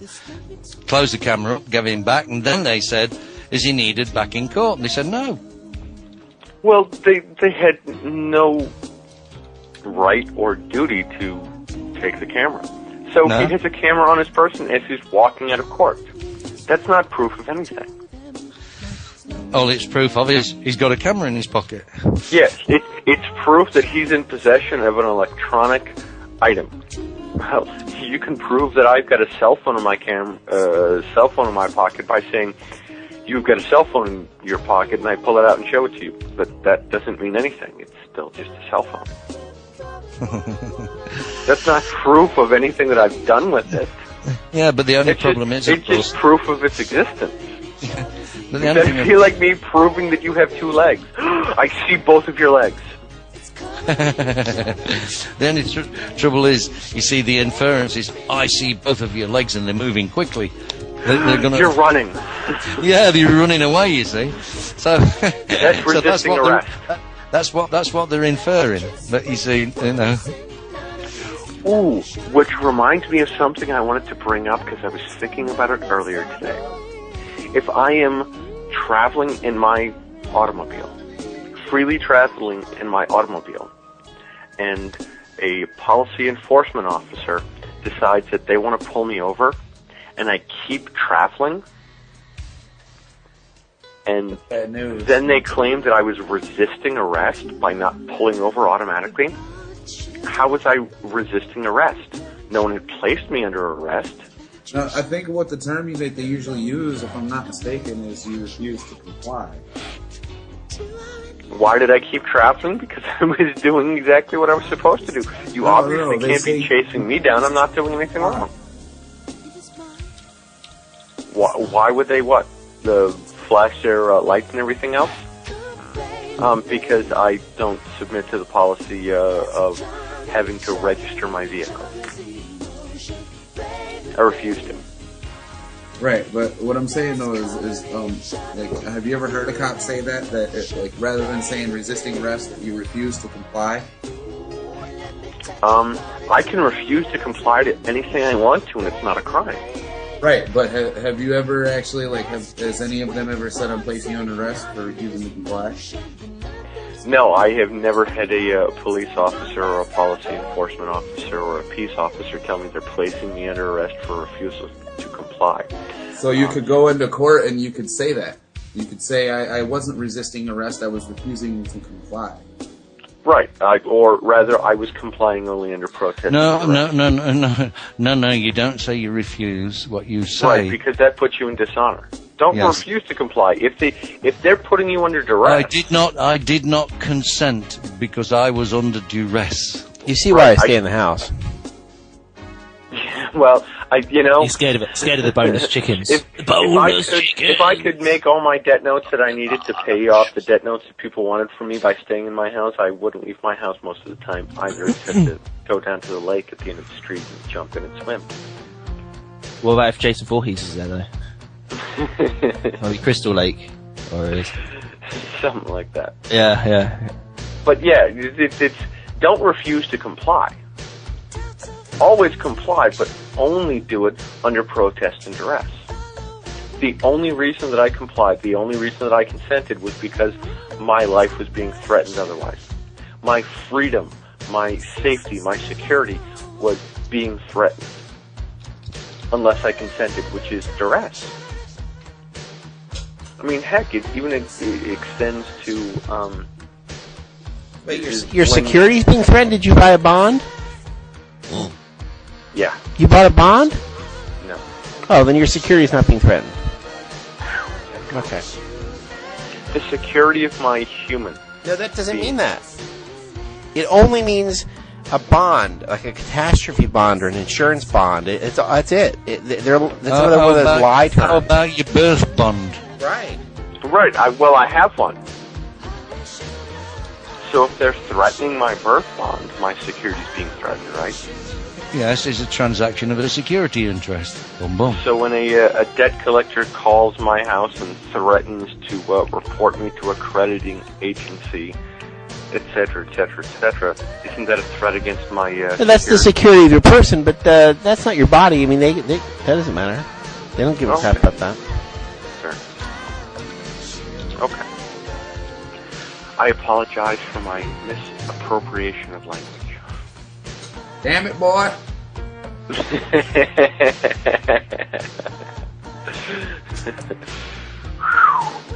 I'm so glad that no one's around with a strap in their hand right now. Yeah. My life's easier, thank God. Lenny.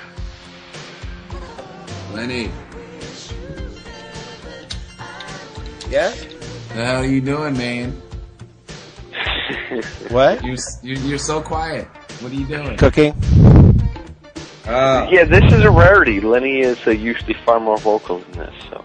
He said cocaine. You misheard him. He's saying cocaine. Well, somewhere between screaming and sleeping, sometimes I cook. Every once in a while, you do have to put fuel into that system. I was way bitchy yesterday. My eye's a lot better today. Well, I was in so much pain yesterday. I was just lashing out. I was just freaking out. I mean, you couldn't believe how it was like a boulder in my eyeball. I was 100% better now. You were lashing out in a way as though you'd only had an hour and a half of sleep. Oh no! It was like a big knife was in my eyeball. I mean, you wouldn't believe how much it hurt. Why was your eyeball so hurt? I don't know. It was like a contact lens complication or something. So I just had to leave them out for a day. Yeah. So, anyway, back to the subject here. So far off that I don't even remember what it was. Not us. It's back to Israel bashing. Okay. Back to Israel bashing. Let's read from the Talmud. Yeah. We need to. We're behind it. We're behind our Talmud people. We need. You think he's joking there, Jason? We do read from the Talmud. It's just the most offensive book ever. No, yeah, we do constantly. Yeah. It's important. Yeah. It's sad. It's Don Perry's sad imitation of the Rothschilds, because apparently all the Rothschilds read from the Talmud daily. Hey, no, not the Rothschilds. No, they did. The Evelyn Rothschild apparently read to the family from the Talmud every day. They'd have dinner readings of the Talmud, and Sunday grace was I read from the Talmud before every meal I eat. Should do. They probably have a butler or something read from it that does like shuckle into their like ridiculously expensive food.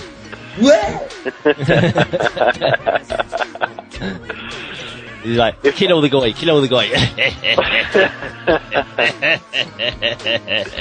Who wrote that bit then? Just imagine it, all that evil laughter. That's part of their myth anyway, like in 1851 and all that bloody bar, with their family. What were they before? The Bowers or something? Buyers. Guess I don't know the answer to that question. You don't? Oh, you can't remember what the Rothschilds called before they were the Rothschilds, apart from like scumbags. I do know that the Rothschilds is the Red Shields. Yeah. And they changed that, and I don't remember. And I know I've got it somewhere in my stuff, but I don't remember what they were. Bauer. Yeah, it is. There you go. Yeah. Yep. It was a trick question. I knew the answer. Oh, see, there you go. Thank you very much. I appreciate that. I love being tricked. It's so fun. Bauer, I think, isn't it? Bauer. Yes. So when they finished like bowing to everybody in order to get money, right? Wow! Look at all those pyramids.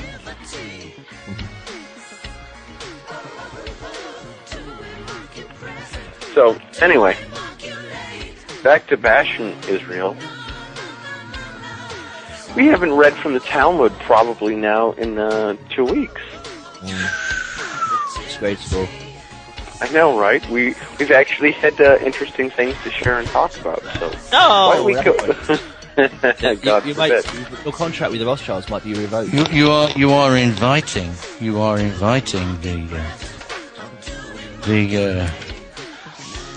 the Pharisaic Jews to your home to stab you. Because you are. Because you know what? I would like to state publicly, for the record. Is there a stenographer out there taking notes? Hopefully they are. I would like to state publicly, for the record, any Pharisee that wants to come to my house and try to stab me, good luck. Well, you see, you are not allowed to study the Talmud and make comment on it. No. No. Oh, no, I have Jewish blood in me, so I'm allowed to, apparently. You do? My mother's maiden name is Roth. I knew there was something wrong with you. See, exactly. So thank you very much. I appreciate that.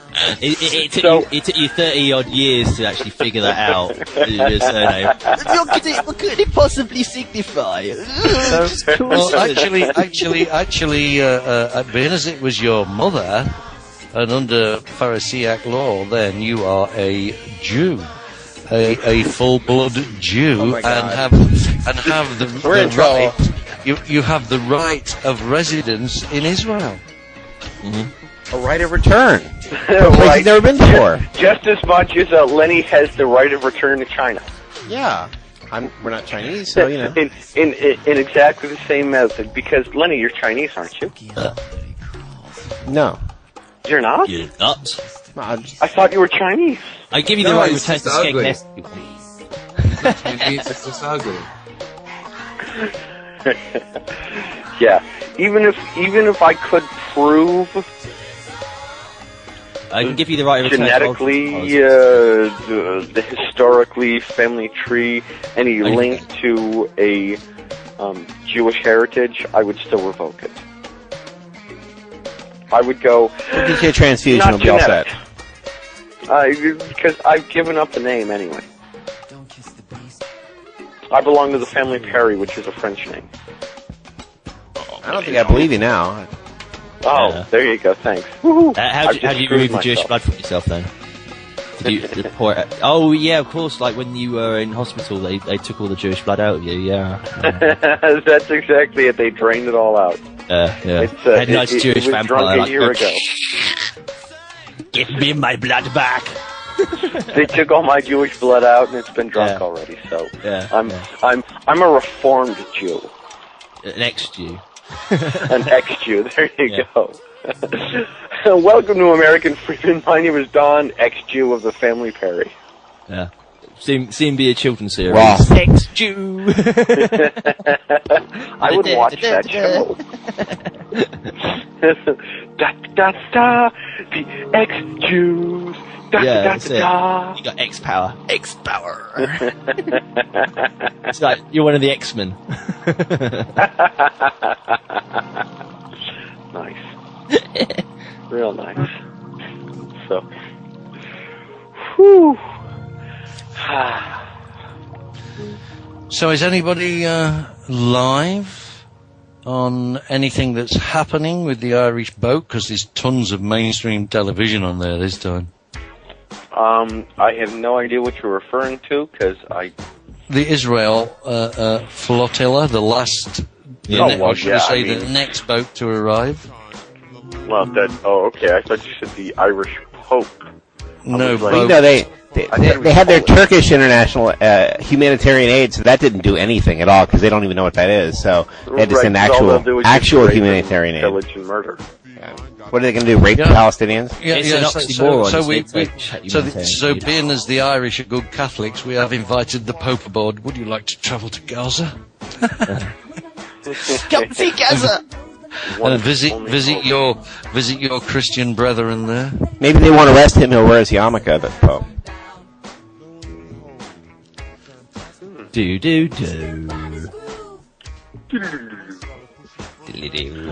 Oh, I haven't seen that yet. Freddy vs. Jason. Will you stop playing the piano?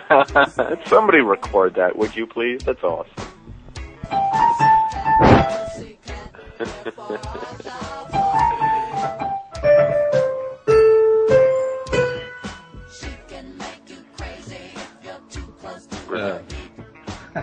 Oh, I haven't Just that. brilliant. That's awesome.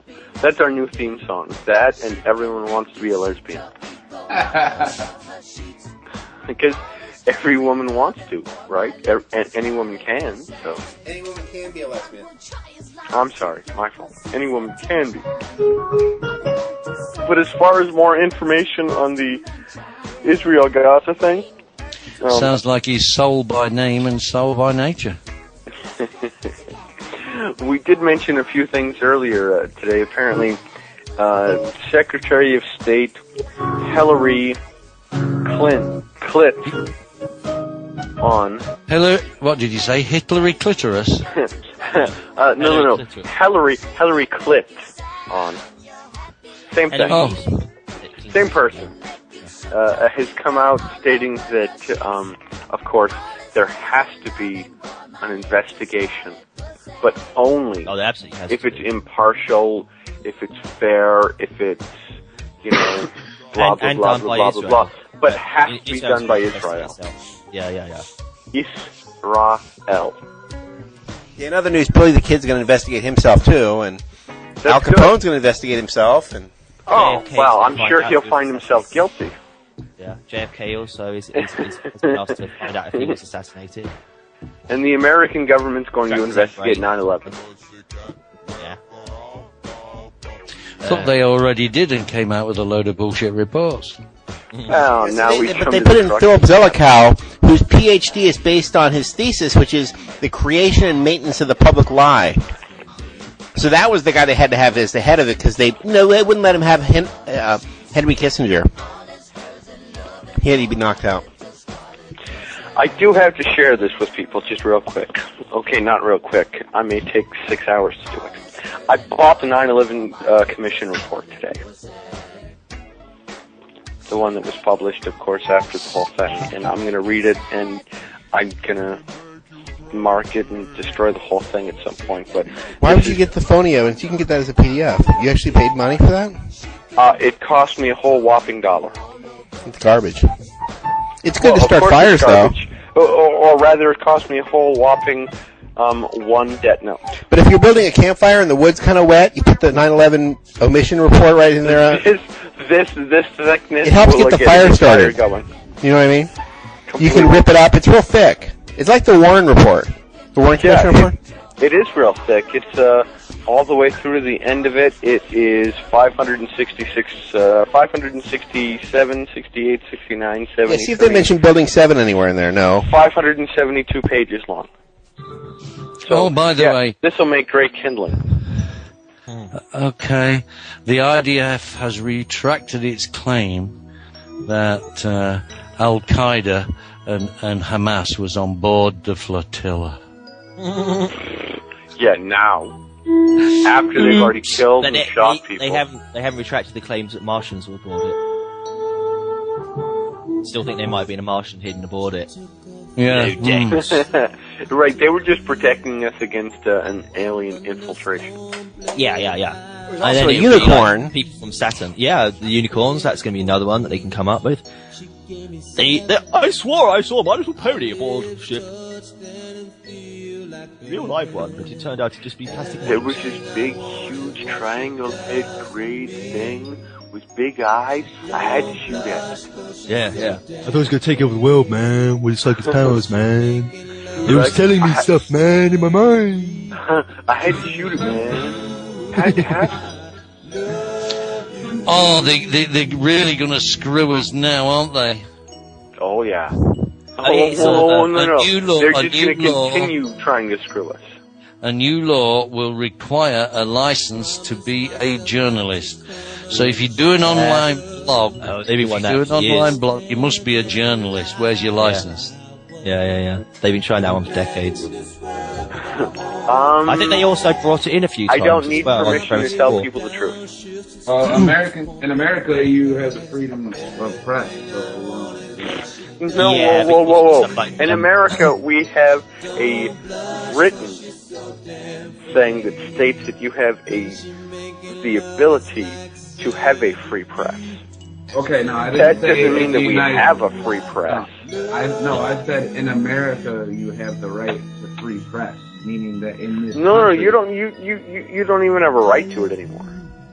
you you don't. can't. You know, last I checked, your rights could never be taken away. All of our rights have been totally destroyed in the United States. Yeah, have you read the new Constitution? You haven't claimed. Haven't them, you that's gotten fine. that document? Hold on, postage let me stamp get one? the Yeah. let me get the NWO PDF for you there. Yeah, you can fit the new Constitution on a postage stamp, basically. It basically, if you It'll be step back readable. far enough from it, it says you are screwed. The new Constitution says you have no rights unless we give you them, and then they Yeah. called liberties. Yeah. I mean, And we can take any one of them away from you at any time. Yeah, right schmites, man. We haven't had rights in this country since 1913. I mean, because obviously, like, we're all reporters and journalists, you know, by doing this show. I don't know if you actually thought about that. And we didn't We're actually... journalists? Yeah, because even if we're just reading from stuff... Well, I'm quoting from my own stuff, so that makes me a journalist. And also it makes us reporters, because we report on stuff that's in the news. But they're always trying to introduce, like, you've got to be a member of a union in order to be a recognised reporter or journalist. But that's down to Murdoch and Maxwell and that crew. Look, Robert Menard loves us, and that's all we have to. That's all we care about. Right. We take our orders from him! But this new law requiring a license to be a journalist is actually being pushed in the US of A. Of course it is. It has to be. They've been pushing that sort of thing since the Second World War, at least, because, you know, the propaganda, they're very worried about people being influenced by the Nazis, like everybody outside Germany. And so if you weren't actually recognised... I would imagine that it probably started getting pushed after the coverage in Vietnam. Because journalists started covering what was actually happening in Vietnam. And because they were independent journalists. Sure, and Vietnam was obviously an atrocity. Yeah, government started war and totally incomplete. CIA social experiment and right, everything else, and so exposure of that had to accelerate we need to make sure that we crash down and crush down on this thing. Did you guys see the news article that I sent yesterday on hate speech, in which there's like 60 organizations across the entire United States petitioning the government to create legislation that would crack down on quote-unquote hate speech, vilifying the elements on the internet like what we're doing, vilifying elements all over the place, and stating that hate speech contributes to anti-American values. I thought American values were based upon the idea of being able to dissent. The whole concept was that when they're doing something wrong, you have the right. No. American values. Socks are 99 cents at Walmart. American values. Hey, right. I'm sorry. There's Let a me sale go out going and buy on. Chinese-made jeans for $12 that fall apart in 6 weeks. That was what Bush told us to do after 9/11 was go shopping. That's American values. Right, because consumerism and capitalism are American values. Not freedom, not salvation, not any of those things. No. Capitalistic consumerism, that's an American value. Makes total sense. Well, we're also investigative reporters as well, technically. But, I mean, it's like sort of trivial. I'm just mentioning it because in case they started getting heavy on us, we could just claim that we are anyway, and just like give them a show as evidence. And they go, there you go, suck on that sort of thing. You know, in case they say, oh, you know, you don't know what you're doing, and then as long as you can quote these titles are actually what you are, which you could put on a resume, and that'll shut them up. You know. I mean, why not? It's down to the idiots to actually listen to the damn show and stuff, but you can always claim that you are an investigative reporter and a journalist and all this sort of other newsy stuff, just because you've been on the show. Now, you see, I would never claim to be an investigative journalist or anything like that. I would just claim to be somebody trying to tell people the truth. Yeah, but on a resume, you could still claim, you absolutely be. And then, you could, truth, But truth that way, reporter. if they try to say that, well, you're not part of the union. Well, I've never claimed to be somebody that has to be part of the union. That's it. Union, have I? Did I tell you that I was a journalist, or did you call me a journalist? Yeah. Well, I can call you an asshole. That doesn't mean that you are an asshole or not, but it just means that I called you that. Yeah. Sorry, let me use a stronger insult. You journalist, you! Yeah, that's worse than asshole. you damn journalist. Hate you, journalist. Yeah. I'm leaving, fellas. I gotta go to... Stop, you're hurting me, no! Did you sign the murder Your contract? journalistic ways. Yeah. Oh! Hello. Oh, you're killing me, stop! Hey. You stop that journalism. I got to go to my slave trade, so I'll see you boys. Okay. Jason? Yeah. Thank you very much for being with us today. We appreciate it. We look forward to working with you and hearing more from you and sharing more things with you in the future. Come back and we'll actually deal with your issue. Exactly. Yeah. What's your issue? Dude? All right, This is what we do, 5 days a week. Oh, no problem. So we will talk to you soon, and we look forward to coming to New York. Yeah, man. Let's get it going. All right, Jason. Thanks for being with us. Later.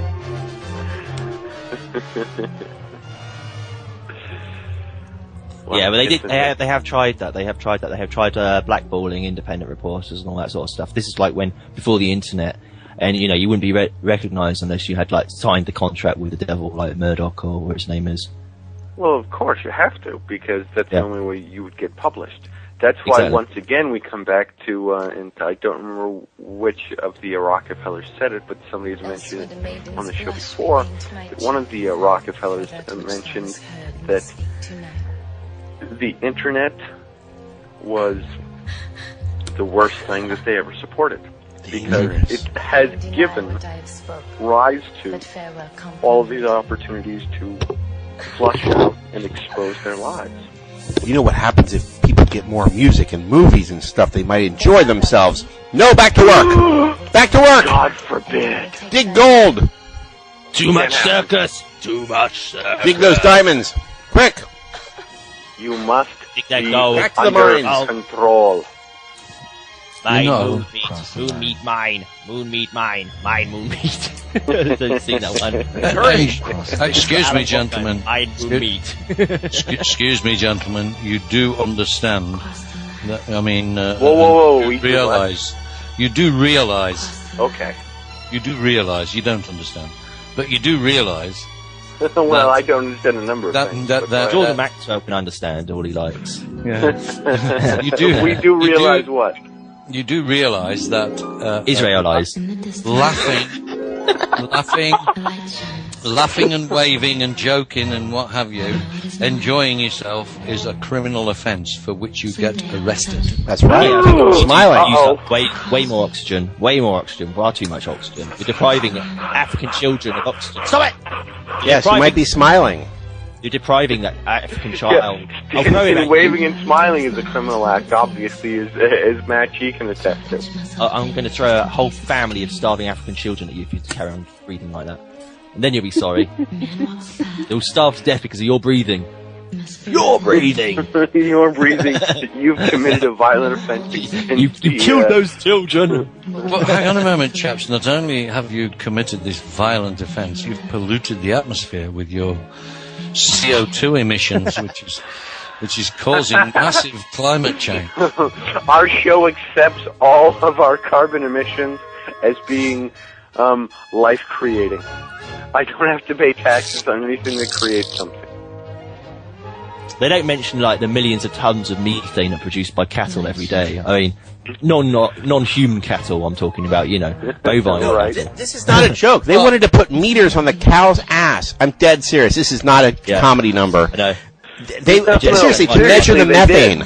They want to put meters so cow flatulence. The cow flatulence. That's exactly. not. Can you believe that's not a joke? That's not an actual comedy I always item. knew why it was so warm in the Pliocene era. It was all those great big brontosauri and stuff farting. Yeah, they were eating broccoli by the ton. Millions and millions and what billions of happened? years ago. That's why the world was all tropical in those days. Yes. Right, it was all the brontosauri's fault. Do you actually believe in dinosaurs? No, they were dragons at the same time as human beings, so that there's no and not dinosaurs in millions of years ago. They were dragons until recent times. What do you think? Like Shrek is a story about? You know what I mean? Yeah. That's what I believe as well. Yeah, they were dragons. Well, I think all UFOs are dragons during their migratory patterns. No, UFOs are United States aircraft for the Air Force. Military. You're being abducted by feds. No, they're dragons in their migratory patterns.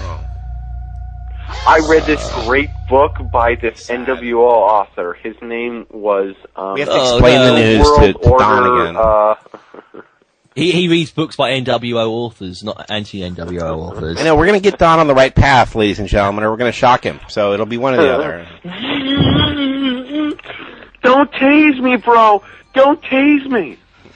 No, there's loads of historical pictures anyway of dragons, and basically whenever that thing happened, that comet hit the Earth or whatever, they all fell to the ground because the air was totally poisoned. Toxic. I believe they were smoking. Wasn't that the problem? Dragon smoking? Dragon smoke. It was the tobacco. As in drag on? Yeah, drag on. Yeah. That's like the Klingons. That's what they refer to us as. Yeah, they took too much Lucifer. I think Puff. We should the magic drag on. Exactly. Yeah, you drag on dope and stuff, and drag on cigarettes, and drag on tobacco. Right. Jackie paper and all that fun stuff. Yep. Sure.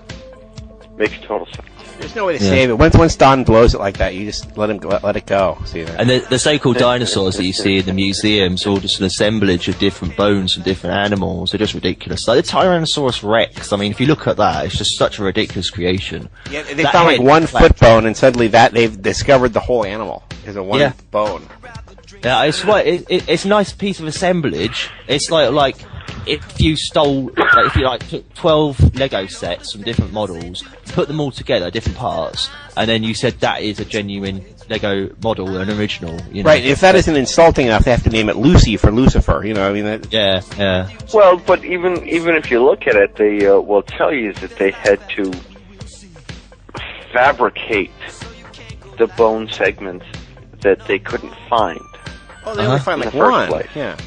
And they did. Well, and we had to create this. This is how we think that this particular bone segment existed, because that's what works in our whole presentation. What they've used as a lot of the bones for the dinosaurs were basically your wing bones.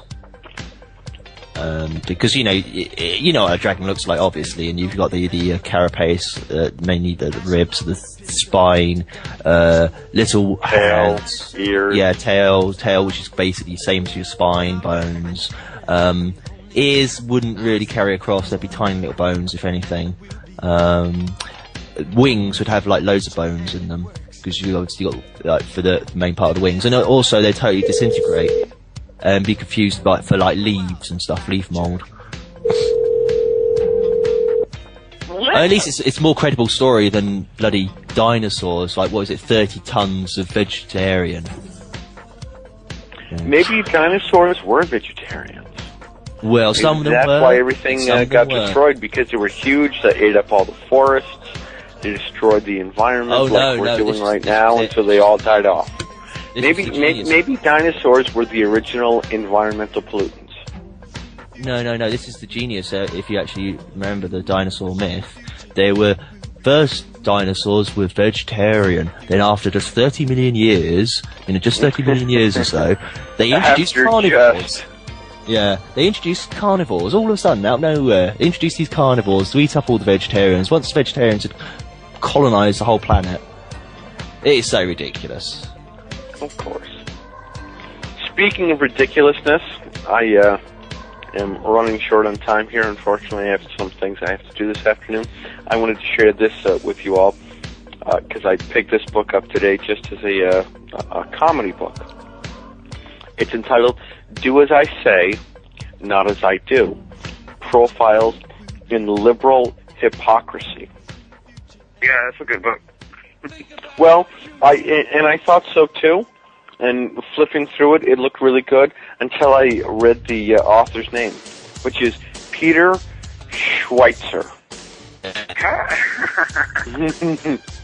and he's the author of The Bushes. He's the author of The Bushes and Reagan's War. Yeah, of course you consider the source. It's good in the sense of it's one of those places where you can take things right out of the horse's mouth. You know what I mean? It's good in that respect. It's not necessarily good in you should view that as something that you should follow or try to emulate in some way. But you'll gain knowledge from it just because of the understanding that you have. You know what I mean? So it'll be good for your arsenal. And I'm going to read the jacket cover to everyone before I take off here for the day because I've got things that I have to do. But here's what the jacket cover says. Members of the liberal left exude an air of moral certitude. They pride themselves on being selflessly committed to the highest ideals and seem particularly confident of the purity of their motives and the evil nature of their opponents. To correct economic and social injustice, liberals support a whole litany of policies and principles: progressive taxes, affirmative action, greater regulation of corporations, raising the inheritance tax, strict environmental regulations, children's rights, consumers' rights, and much, much more. But do they actually live by these beliefs? Peter Schweitzer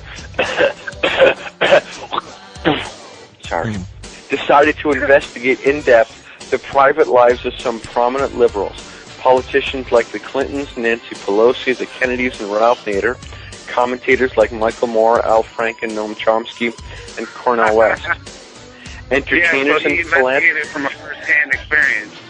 right? Entertainers and philanthropists like Barbra Streisand and George Soros, using everything from real estate transactions, IRS records, court depositions, and their own public statements. Peter Schweitzer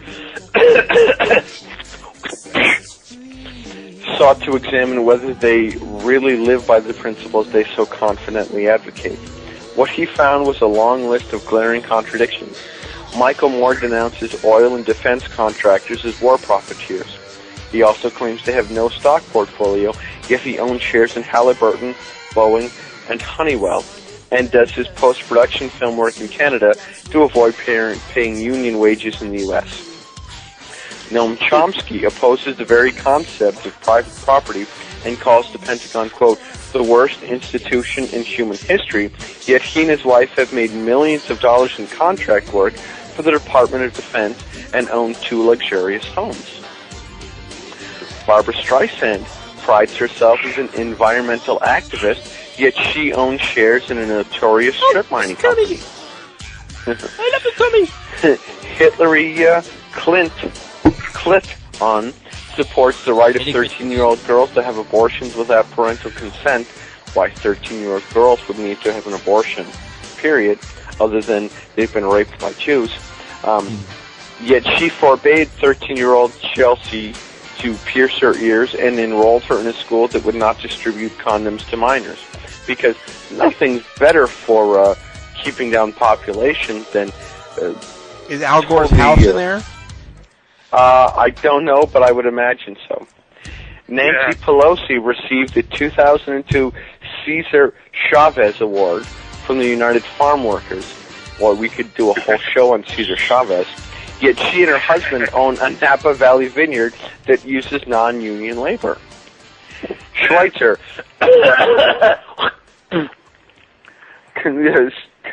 conclusion is simple. Liberalism, in the end, forces its adherents to become hypocrites.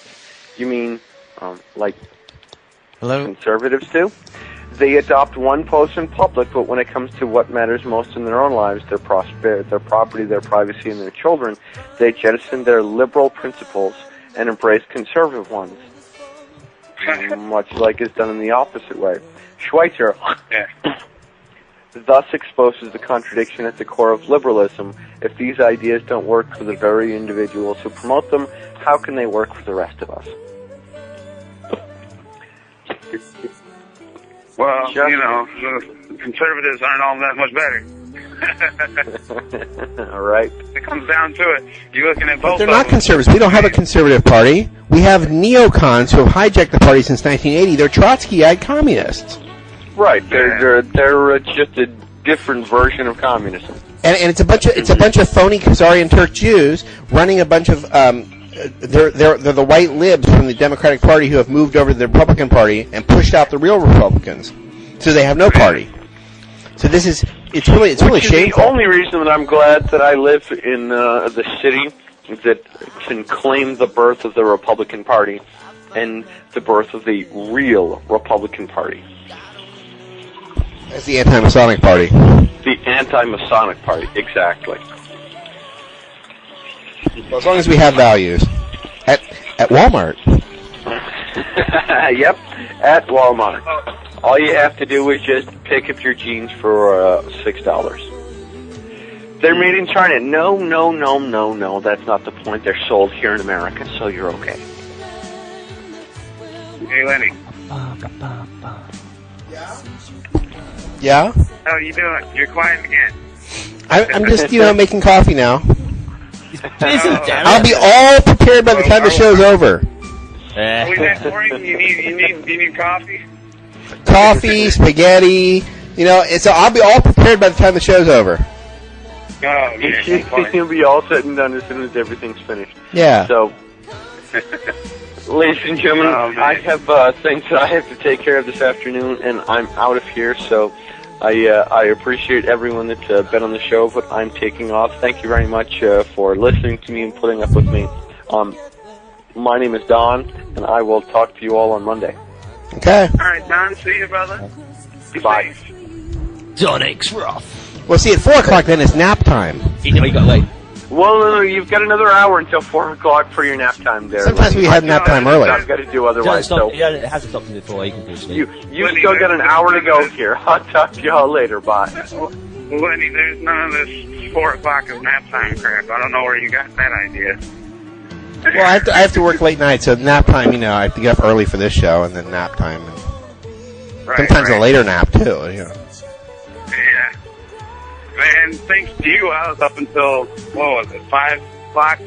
Well, that's why 4 o'clock p.m. is nap time, because, I'm up that late every night. Oh, shit, 4 o'clock p.m. for me is starting work. Okay. But, so, man, what's the deal with, as far as getting school loans taken care of and all of that, with the, are there UCC forms that get filled out, or is it just a notice of understanding and getting claim of right? Oh, for Don and me? Huh? I'm confused. I'm talking in terms of, as far as the, having to do with the Gold Confiscation Act, and then, and all of that, how we were talking about last night. Do you remember? Mm-hmm. Do you remember? Kind of. Well, so what takes place in as far as all that? Like, how do you go about doing it? It's a lot of filing. You and the notary. Okay, yeah, filing of UCC, or what is it? I don't know. I really can't hear you very well. Oh. Is this better? Hello? Did anyone catch that? Is this better, he said. Yeah. Oh, then he said that. Oh, he's hung up. He died. Wait, I'll try it again. I got the speakers faced the other way. It's hard for me to hear. Cell phone. Otherwise, it bleeds into the microphone. At the tone, please record your message. When you've finished recording, you may Hello? Gentlemen, you're calling in the middle of the show? let's broaden our mind. You're calling in the middle of the show? Call me back. Okay.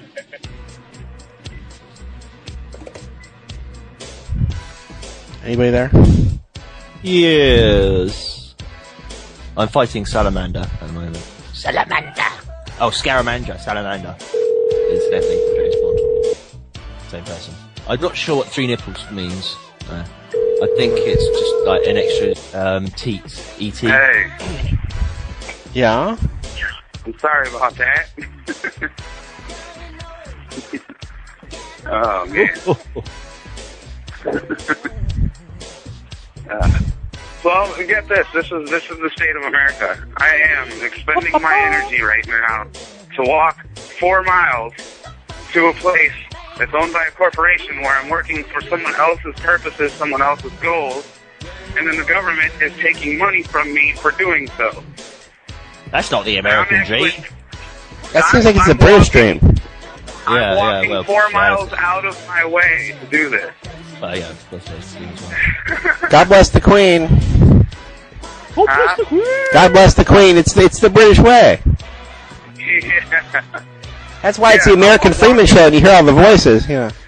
Yeah. Isn't it? No, you would think that because I'm that dedicated that I'll walk for 4 miles on foot down a busy ass road to go to this place that they'd maybe take a little bit less or something. You know, like here's 50 cents extra for your trouble. Yeah. Something. Be thankful for it. That's right. Mingy Stingy's not going to give it anymore. What's that? Here comes Mingy Stingy. You know, they're not going to give any more. Yeah. And then meanwhile, I'm wondering why I can't build any sort of savings. Welcome to America. Yeah. God bless the Queen. Seek heil to the Queen. Seek heil. Well, I mean, New York is ridiculous. They got so many taxes out here. Like, I mean, There's supposedly an iPod tax. I was hearing that on the regular news. there's a what? They have an iPod tax. They're taxing on things that you buy from the Apple Store, which is another inducement never, ever to buy anything from them. I would never buy from the iTunes Store. I love iTunes, but I just don't love the pay part of it.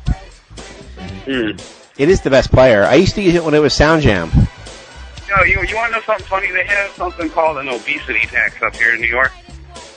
They need one. So this obesity tax, it is they tax diet sodas, okay, and they tax gym memberships,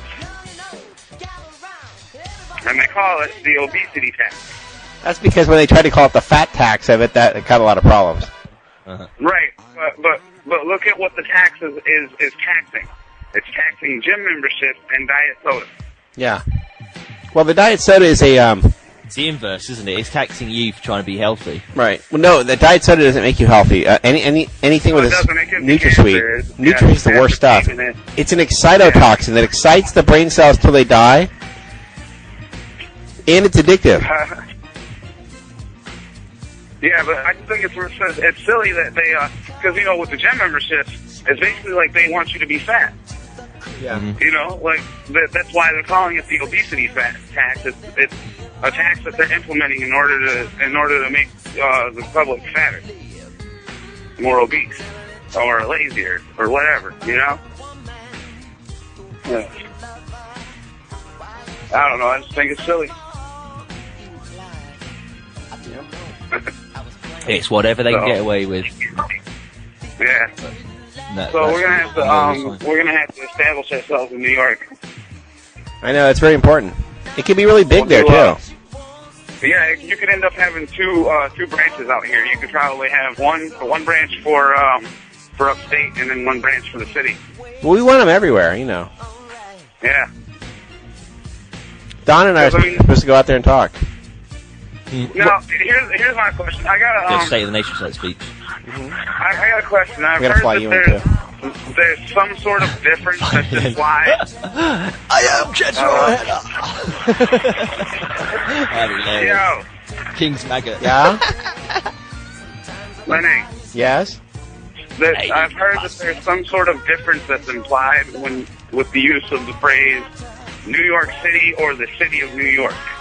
Yeah, there's two of every one of these localities. There's the landmass, and then there's the corporation. Okay, which one is the landmass? I'm not sure. I'm not positive on that one. Well, are you near a computer? Could you possibly look it up? Okay. Or someone else that's on. Doesn't have to be you, you know. I'm just out in the street, so I can't. Hey, you know, this would actually be a good thing for the show. I know. I just don't know the answer to that one.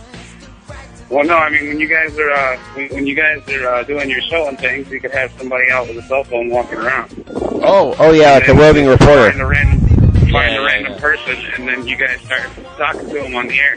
You can ask questions of people on the street, and the cops will come taser you, and that'll be just really fantastic. Yeah. Yeah. Live video feedback as well. Oh, you better get me my ID card pretty quick. Yeah. Yeah. We'll get you some aluminium foil. Yeah, well, yeah. At least that way they can be making an informed decision and know that they're going to be hurting themselves. Right. See, I'll just hold up the card and it'll be like a parent telling their child, "This is going to hurt you a lot more than it's going to hurt me." Well, you know, if you have the aluminium foil in your coat, then you can walk by the Pentagon. I can't take that anymore. We've got to enforce our pronunciation here. Pentagon. I can't take anymore. Pentagon. Pentagon. Right. Where's that Greek word, isn't it? That's right. Do you think it's Pen for 5, gone, Look, edges. it's an O, it's not an A, though. That's what they say in England. We can't stop them. Aluminium, I don't too. understand. I don't know. Is it supposed Aluminium. to be... They've got a long list of these words. And they spell like center with an extra letter. When it comes down to it, the way you pronounce a word is irrelevant at the end of the day. Yeah. Oh, no. Yeah, well, kind of. Yeah, but he's still got the end of the day thing. At It is the relevant. end of the day. It's relevant in the sense of when you're playing their game, but, you know, when it's all said and done... Nothing matters except Israel, right? Yeah. Oh, man. Not Israelized this. If only you had priorities. It's Israel, don't you understand? Yeah. The Oh, priorities. man, we gotta uplift them. Hell yes.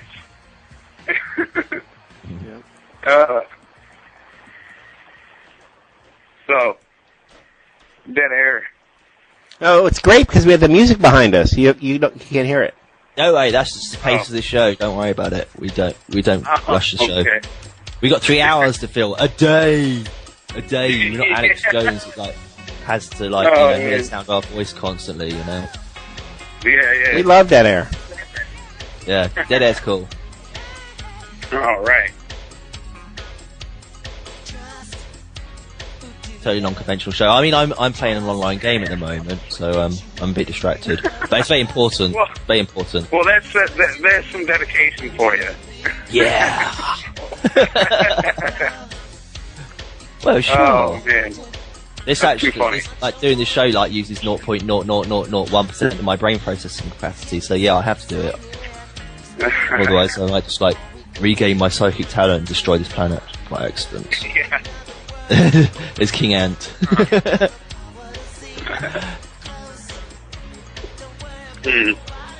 So, how did you first... I'll have to do some intros for you. How did you first get in contact with the World Freeman Society? Because I don't know anything about you. Nothing at all. And I'm assuming most of the listeners don't either. If you don't mind, doing a little intro for yourself. What was it that, tipped the scales for you? Other shows would say, how did you wake up? He was court ordered to do this. Yeah? You No. got a subpoena or something? Court ordered. Is this part of your community service? Yeah. They would never do that. I think Don Perry's in the same situation in that case. Yeah. I hate this show. I hate this show so much. We've all been forced to do this against our will. There's a gun to our heads. It's like yesterday, you started howling like a dog. No reason. That was Don. That wasn't me. That was Don. No, it wasn't you. I think we found his trigger. It was something to do with the Rothschilds. It was something he did. He was howling. It was something to do with the Rothschilds. I'm just trying to see how much it would cost to fly you here. It's $1,200. Yeah. That's incredible. Because he's like ex-Rothschild. It's like, no, you cannot escape their clutch that easily. Right. Or their crotch. Yeah, the clutches, or their clutch, or their crotch. You can't get it out. You can't get the Jew blood out of you. Ooh. Well, we can keep giving you transfusions. Yeah, transfusions, confusion, delusion, or transgenderism as well. Yeah. Ow, ow.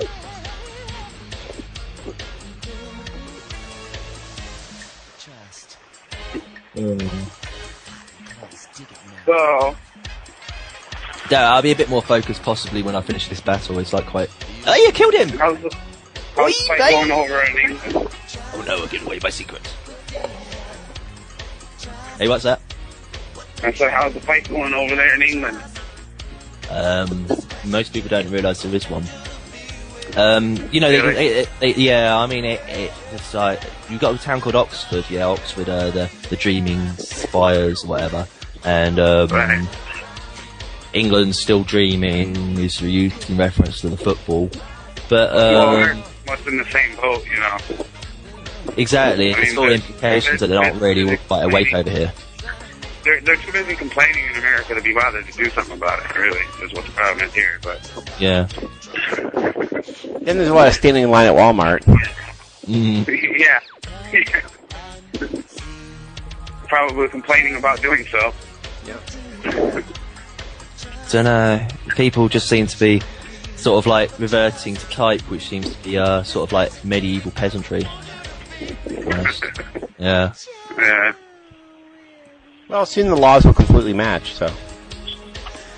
Well, we are entering a neo-feudalism as if it ever ended, because we're at the peerage. We've still got the peerage, haven't we, where people become knights. You can become knights in service to the Queen, which is like the whole reason behind why people could become Sir.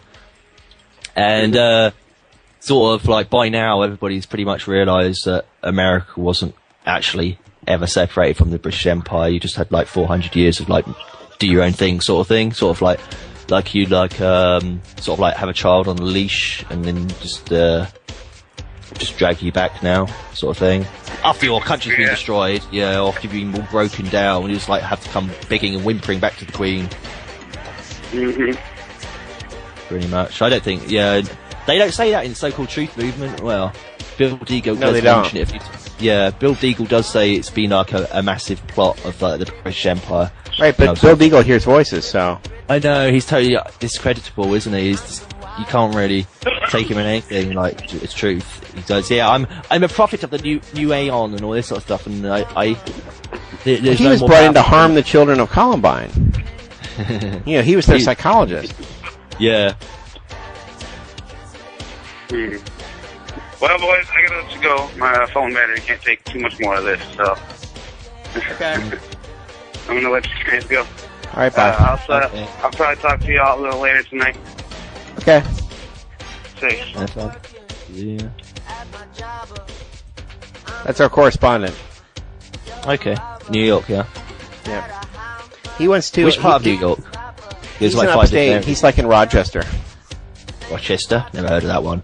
Let's see, from memory, it's Brooklyn, Queens. No, that's all New York City. That whole bit. All the things you've heard about. And then there's this upstate New York with Buffalo where it never stops snowing. It's snowing now in Buffalo.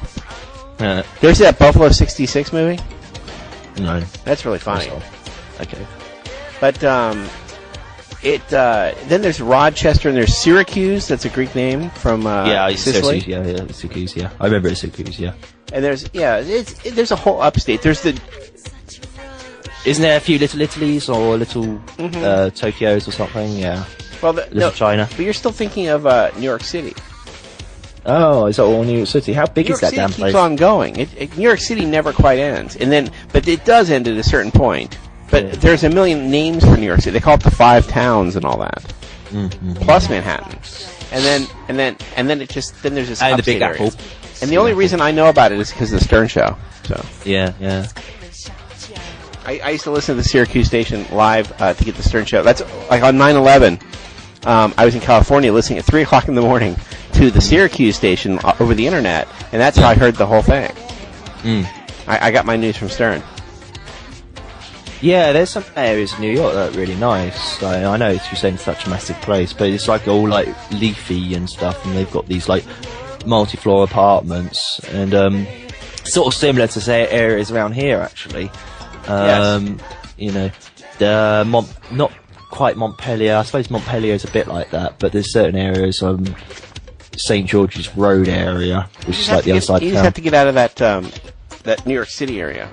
Yeah, suburbia sort of thing. Almost, well, not even suburbia, I think. It's you're outside of the main city, like all right. 8 lanes of traffic or whatever it is. Yeah. The pimps and the hoes, and parky areas where you got parks and stuff, like parky areas. Oh yeah, the whole upstate New York. That's what they call it. And like if you see like Woody Allen type movies or whatever, they're always taking a drive up to upstate New York. Yeah. To get away from the city. But they never want to go to New Jersey because of the smell. The mafia goes to New Jersey, but... Okay.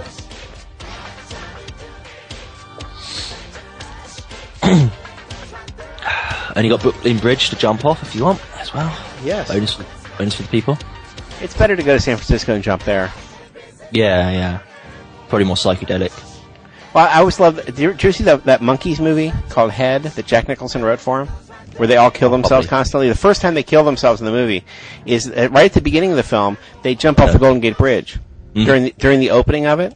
Yeah, it's great. It's a whole movie where the monkeys just constantly kill themselves. They hate their fans. The fans hate them, and it's really it's an acid movie. I got a MySpace request by on yesterday. You know, he sent it me yesterday. From one of the original members of the Monkees. Really? Who is that? Yeah. I'll have a look. Well, they all claim... I mean, my thing, it claims I'm Lenny Bruce. And what's even amazing is... No, it is one of the original Monkees band members. It is him. It was just coincidence. We just, casually mentioned the Monkees, and then, within minutes, basically, one of them contacts me, through the MySpace. I mean, I know all that crap, the whole Masonic web of connections and stuff, and, he was given the go-ahead to do that, or his agent was. Where is he? Did I say not remember to add him to my list? It'd be funny if he'd taken himself off. You don't remember which one? No, I've got on the new list. It could be the downgoing, I suppose, but I doubt it. What goes on in your MySpace page? All sorts of people stuff. Have to call Tom and see if he can straighten your page out. Yeah, maybe he just removed himself. That's strange. Echoes of resonance.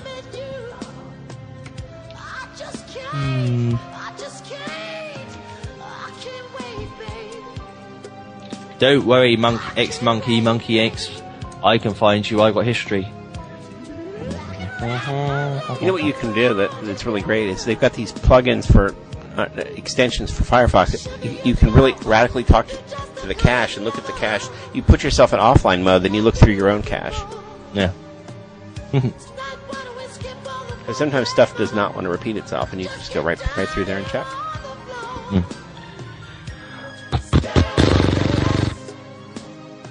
Oh, we got our show back.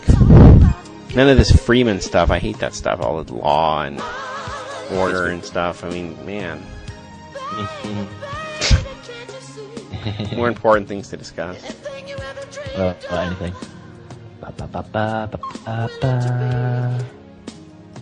That is weird. Even by my standards, that's strange.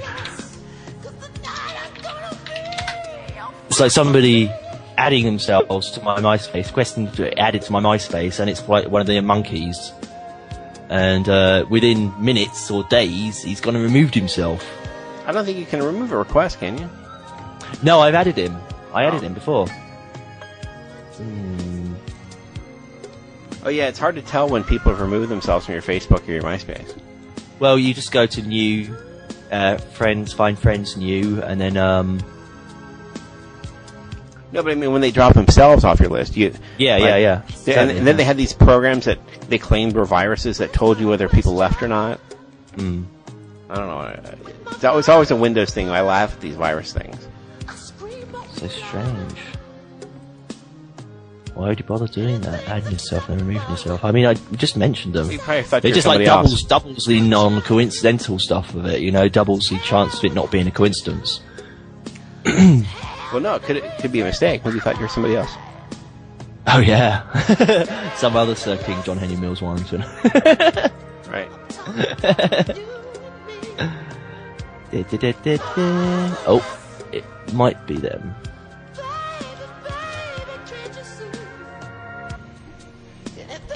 I don't know.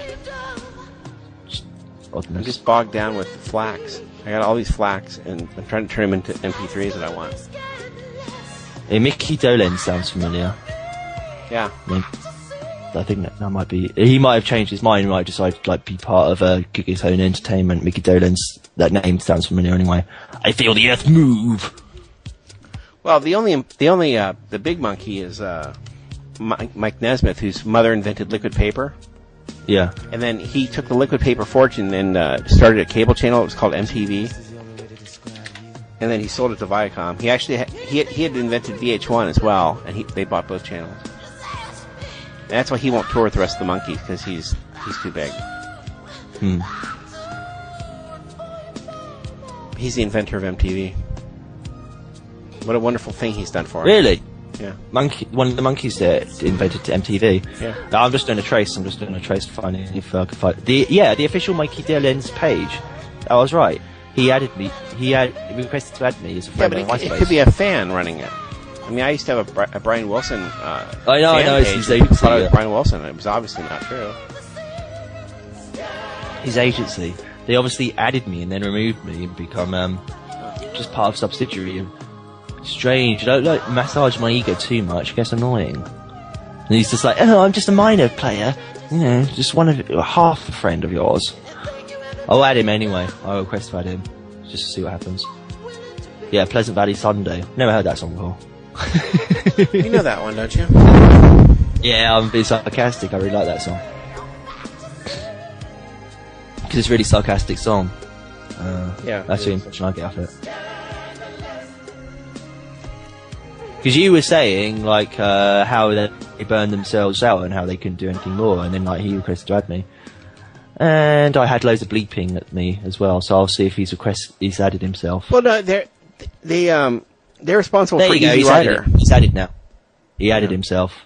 So like, we broke up, apparently. I must have mumbled something in my sleep, and he removed me from his Did they listen to your sleep? Yeah, I obviously said, I hate monkeys, or something. And now he's added himself again, because I requested to add him, and he added himself instantly. And then also, you know, when David He's Bowie wanted to sitting become waiting, you know, like crying. David Bowie wanted to become a musician, and he had to change his name because his name is Davy Jones. So there was a Davy Jones, and he was English as well, and so they forced David Jones to change his name to David Bowie.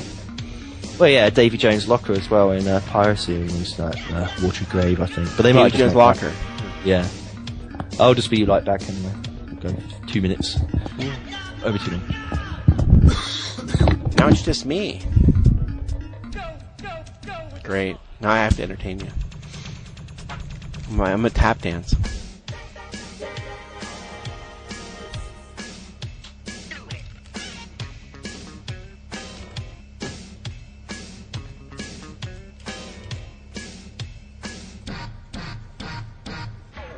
Loads of excitement on the World Freeman Show.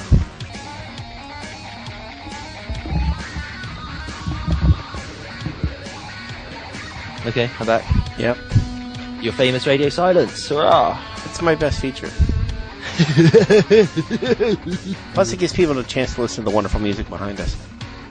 Yeah, exactly.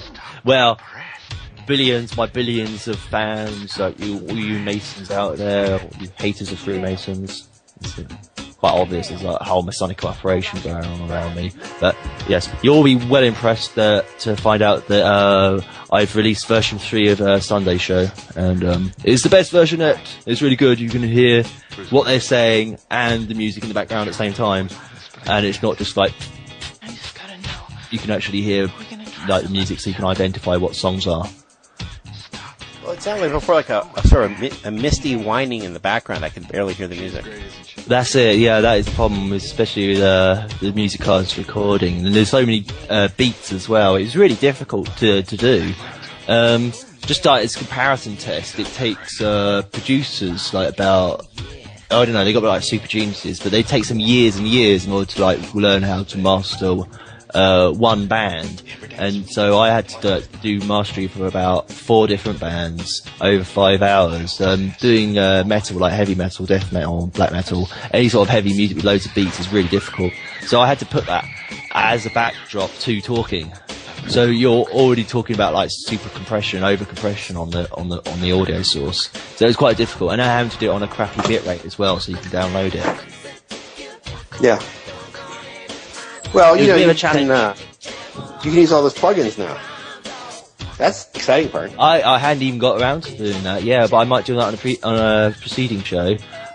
But I have the background music has got loads of volume dips, not in the bad sense, like gradual dips, and pan sweeps as well to make it more interesting. Pan sweeping. Yeah. That's the best probably part. Probably sound really good on the headset. But it's good enough that you can actually hear what they're saying. Before it was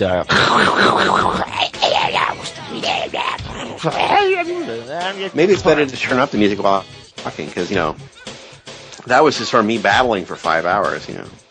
Yeah, I had to make a good balance between it, and it was an interesting task. I think I've done well enough anyway on it, and looking forward to getting more material so I could do some more shows. Really, I'm just waiting on certain Lenny to provide me with material to do more stuff. Great. This is Suicidal Sunday show, so. Yeah, that's it. Yeah, it should last. With your group, sure. Yeah. If you want, you can tease the audience with a preview of what the next Sunday show might contain. Oh, I don't think we should discuss it. We'll just put it on there. Yeah, just surprise the audience. Let them guess, yeah. Yeah. We have a very surprising Sunday show coming out. Yeah, quite shocking, really. Keep here for a long time. Yeah. I don't know.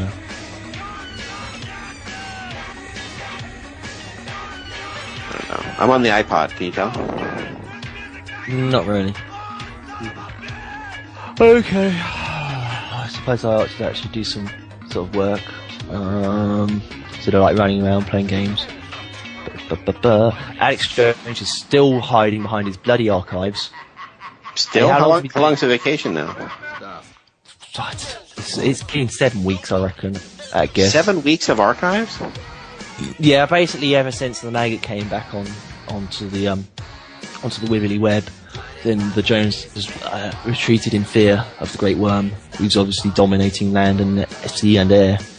Wow. Yeah. He has. He's just like, he's getting Jason Dumbass to do his shows, and every show I get links to, because I'm subscribed to the Prison Planet, is an archive show. Bilderberg Hound, Mark Anderson talks to Alex about the latest globalist confab in Spain, but it still says archive, so it is June the 3rd, so he has got caught up now. Okay, there's probably like 10 minutes of interesting stuff on it. Alex also talks with author and former Mossad agent. There are no former Mossad agents. Yeah. There are no former CIA. I know. How stupid do you think we are? I mean, I'm sure he had previous on his show, there's no such thing as a former CIA agent. Yeah, right. Yeah. Oh, this CIA agent got the best sort of like deprogramming ever. Yeah, right. Who'd he get that off? Stuart Swerdlow? I don't think so.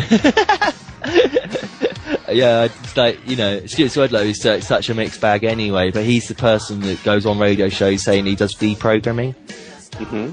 But he's also the person who believes in reptilians as a real thing from outer space.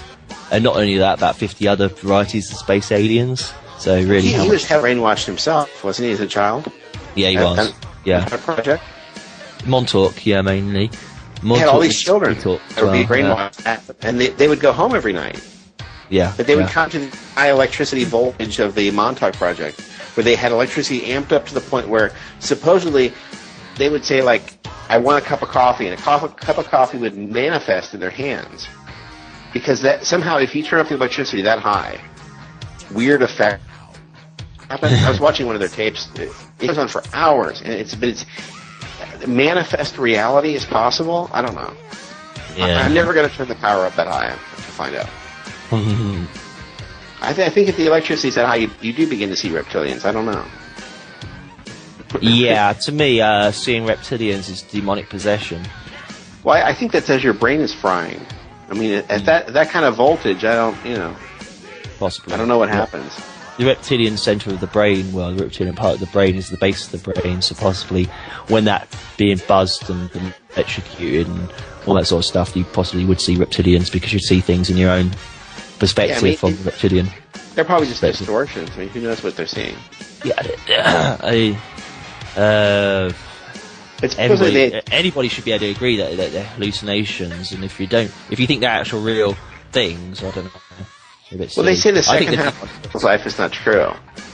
That the government forced him to do work for them. Yeah. That they have a second part of his life that is not accurate. That he wasn't actually working for them, but they forced it or something. I don't know. Well, yeah. And they said they'd kill him if he didn't do what they wanted and all that sort of stuff. So that they were having him do these wacky electricity stunts. Including making the ship disappear and who knows what else. Yeah, and there's the whole Philadelphia experiment. It's part of Montauk, well. yeah. That's Montauk. Yeah. There's some wild videos out there from Al Bialik and Stuart Swerdlow, and Stuart Swerdlow tends to interview them. They're the other people who are involved. Exactly. Unfortunately, Stuart Swerdlow gets less credible as time goes on. Yeah, I don't believe the wife. No. She's a real background driver as well. Backseat driver. Yeah. Controller. Although that puts her on par with the rest of the American women. Yeah. She's like quite blatant years. I mean, she's the ventriloquist and Stuart's the dummy.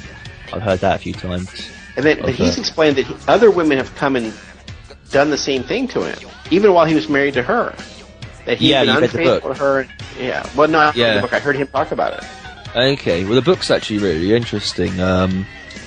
In a sort of like, if you're in psychology and I don't know, it's not quite psychopathia, but it's like wacky psychology, like parapsychology.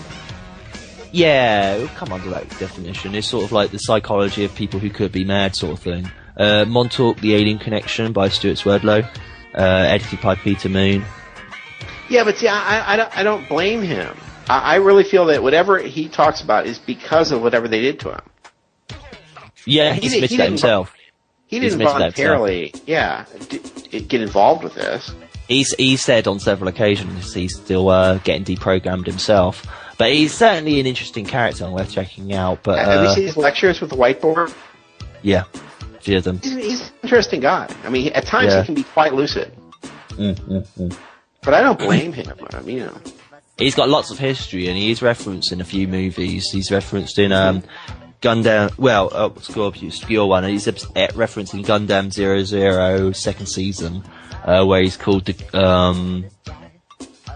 something bear. I can't quite remember. The Russian bear or something. He references that.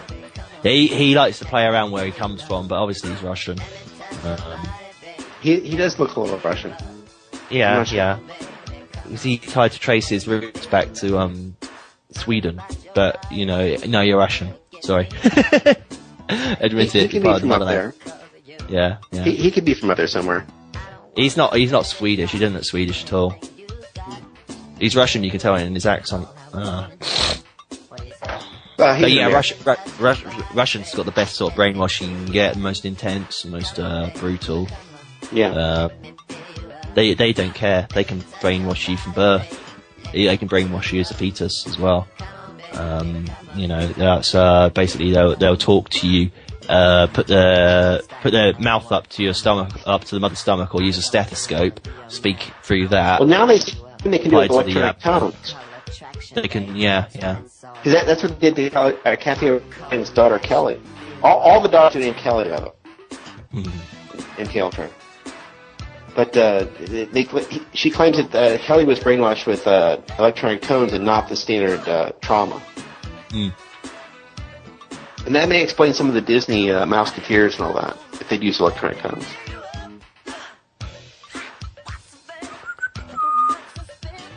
And it's funny. I got a Facebook request off him. Stuart invited you to spend a day with Stuart today.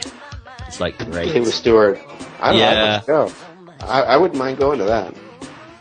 Yeah, it's quite funny though because he's bisexual. He's one of his alters is at least. I'll try and be fair on that. And it's funny because it was you'd be like go to a room, a tiny little room, like one person room, and there'll be two people in there, and it'd be like, fancy a bum? Every 5 minutes, and no! Oh, if he's bisexual, then maybe I don't want to go. No, it's best not to. Oh, I've caught him up to his a few naughty antics on through his either his MySpace or his Facebook thing. That's one of the reasons he took me off his MySpace friends, is because you've got an activities list, and he joined a group saying something like men who love big cock, that sort of thing. Oh, great! That's yeah. It's possible the people do that to him. I don't know if that. Oh yeah. They join him up to that stuff. I don't know if he does that. Yeah, his agent probably did that. I'm sure that's just to embarrass him. Mm-hmm. Even if he did, what I mean, did like that kind of thing, he wouldn't say that. Mm. Not and keep any kind of credible. No, not have to join the groups. Not when you're 50 years old. You just search stuff on the internet, and there's all sorts of porn fetish sites. You don't actually have to join a group. Right. I mean, it just seems that if you do see someone making a membership like that, who's in a position like that, that's done to embarrass them. Mm-hmm. I don't think they're saying, I've got to join the big cock club. I'm sure that's not going on. I'd expose myself. 100% not true. It was interesting because it is true. He did join those clubs, and then he removed himself from MySpace. He's still on Facebook, but if you read the Montauk Project, the Montauk, the Alien Connection, he says he was recruited by the CIA and he didn't quite realise what was going on, but he went to a hotel room and he found there was this room that was locked, sort of like a closet. Metaphor there in a closet. And that was full of mind control equipment or something. He wasn't sure what went on, but he remembered he got basically buggered on at least one instant. And that's the method they used to program him with their intelligence. And so, it's the CIA saying, once is always, sort of thing, no escape from us. Yeah. I don't know. But, these people, especially CIA people, are always compromised. Sort of the moral of the story, I suppose. People love to make strange claims about others. Mm-hmm. Yeah, big gay following. That's hilarious if you look that up on the internet. I think I posted a link, because that is sort of the media thing. This is Stuart Swerdlow. It's a bit cheeky of them, but it's sort of the sort of reputation he's got in I suppose Hollywood, So he does work with Hollywood, and he works with Hollywood actors and stuff. He says it's deprogramming. Oh, really? Yeah. I need to get back into the Stuart Swerdlow list, at least just to hear more about it, without having to talk to him. Yeah. It's interesting, but it's how credible it is quite difficult. He says a lot of good stuff, though, but then he'll shoot off into outer space. And he did an interview quite a while back, maybe a year or two ago. I think it represents something. I think that it has some meaning. Yeah, unfortunately, it's telling us something. I don't think he's saying, what disinfo can I invent, like some people imagine goes on. I think there's something is going on that we're not understanding. You know what I mean?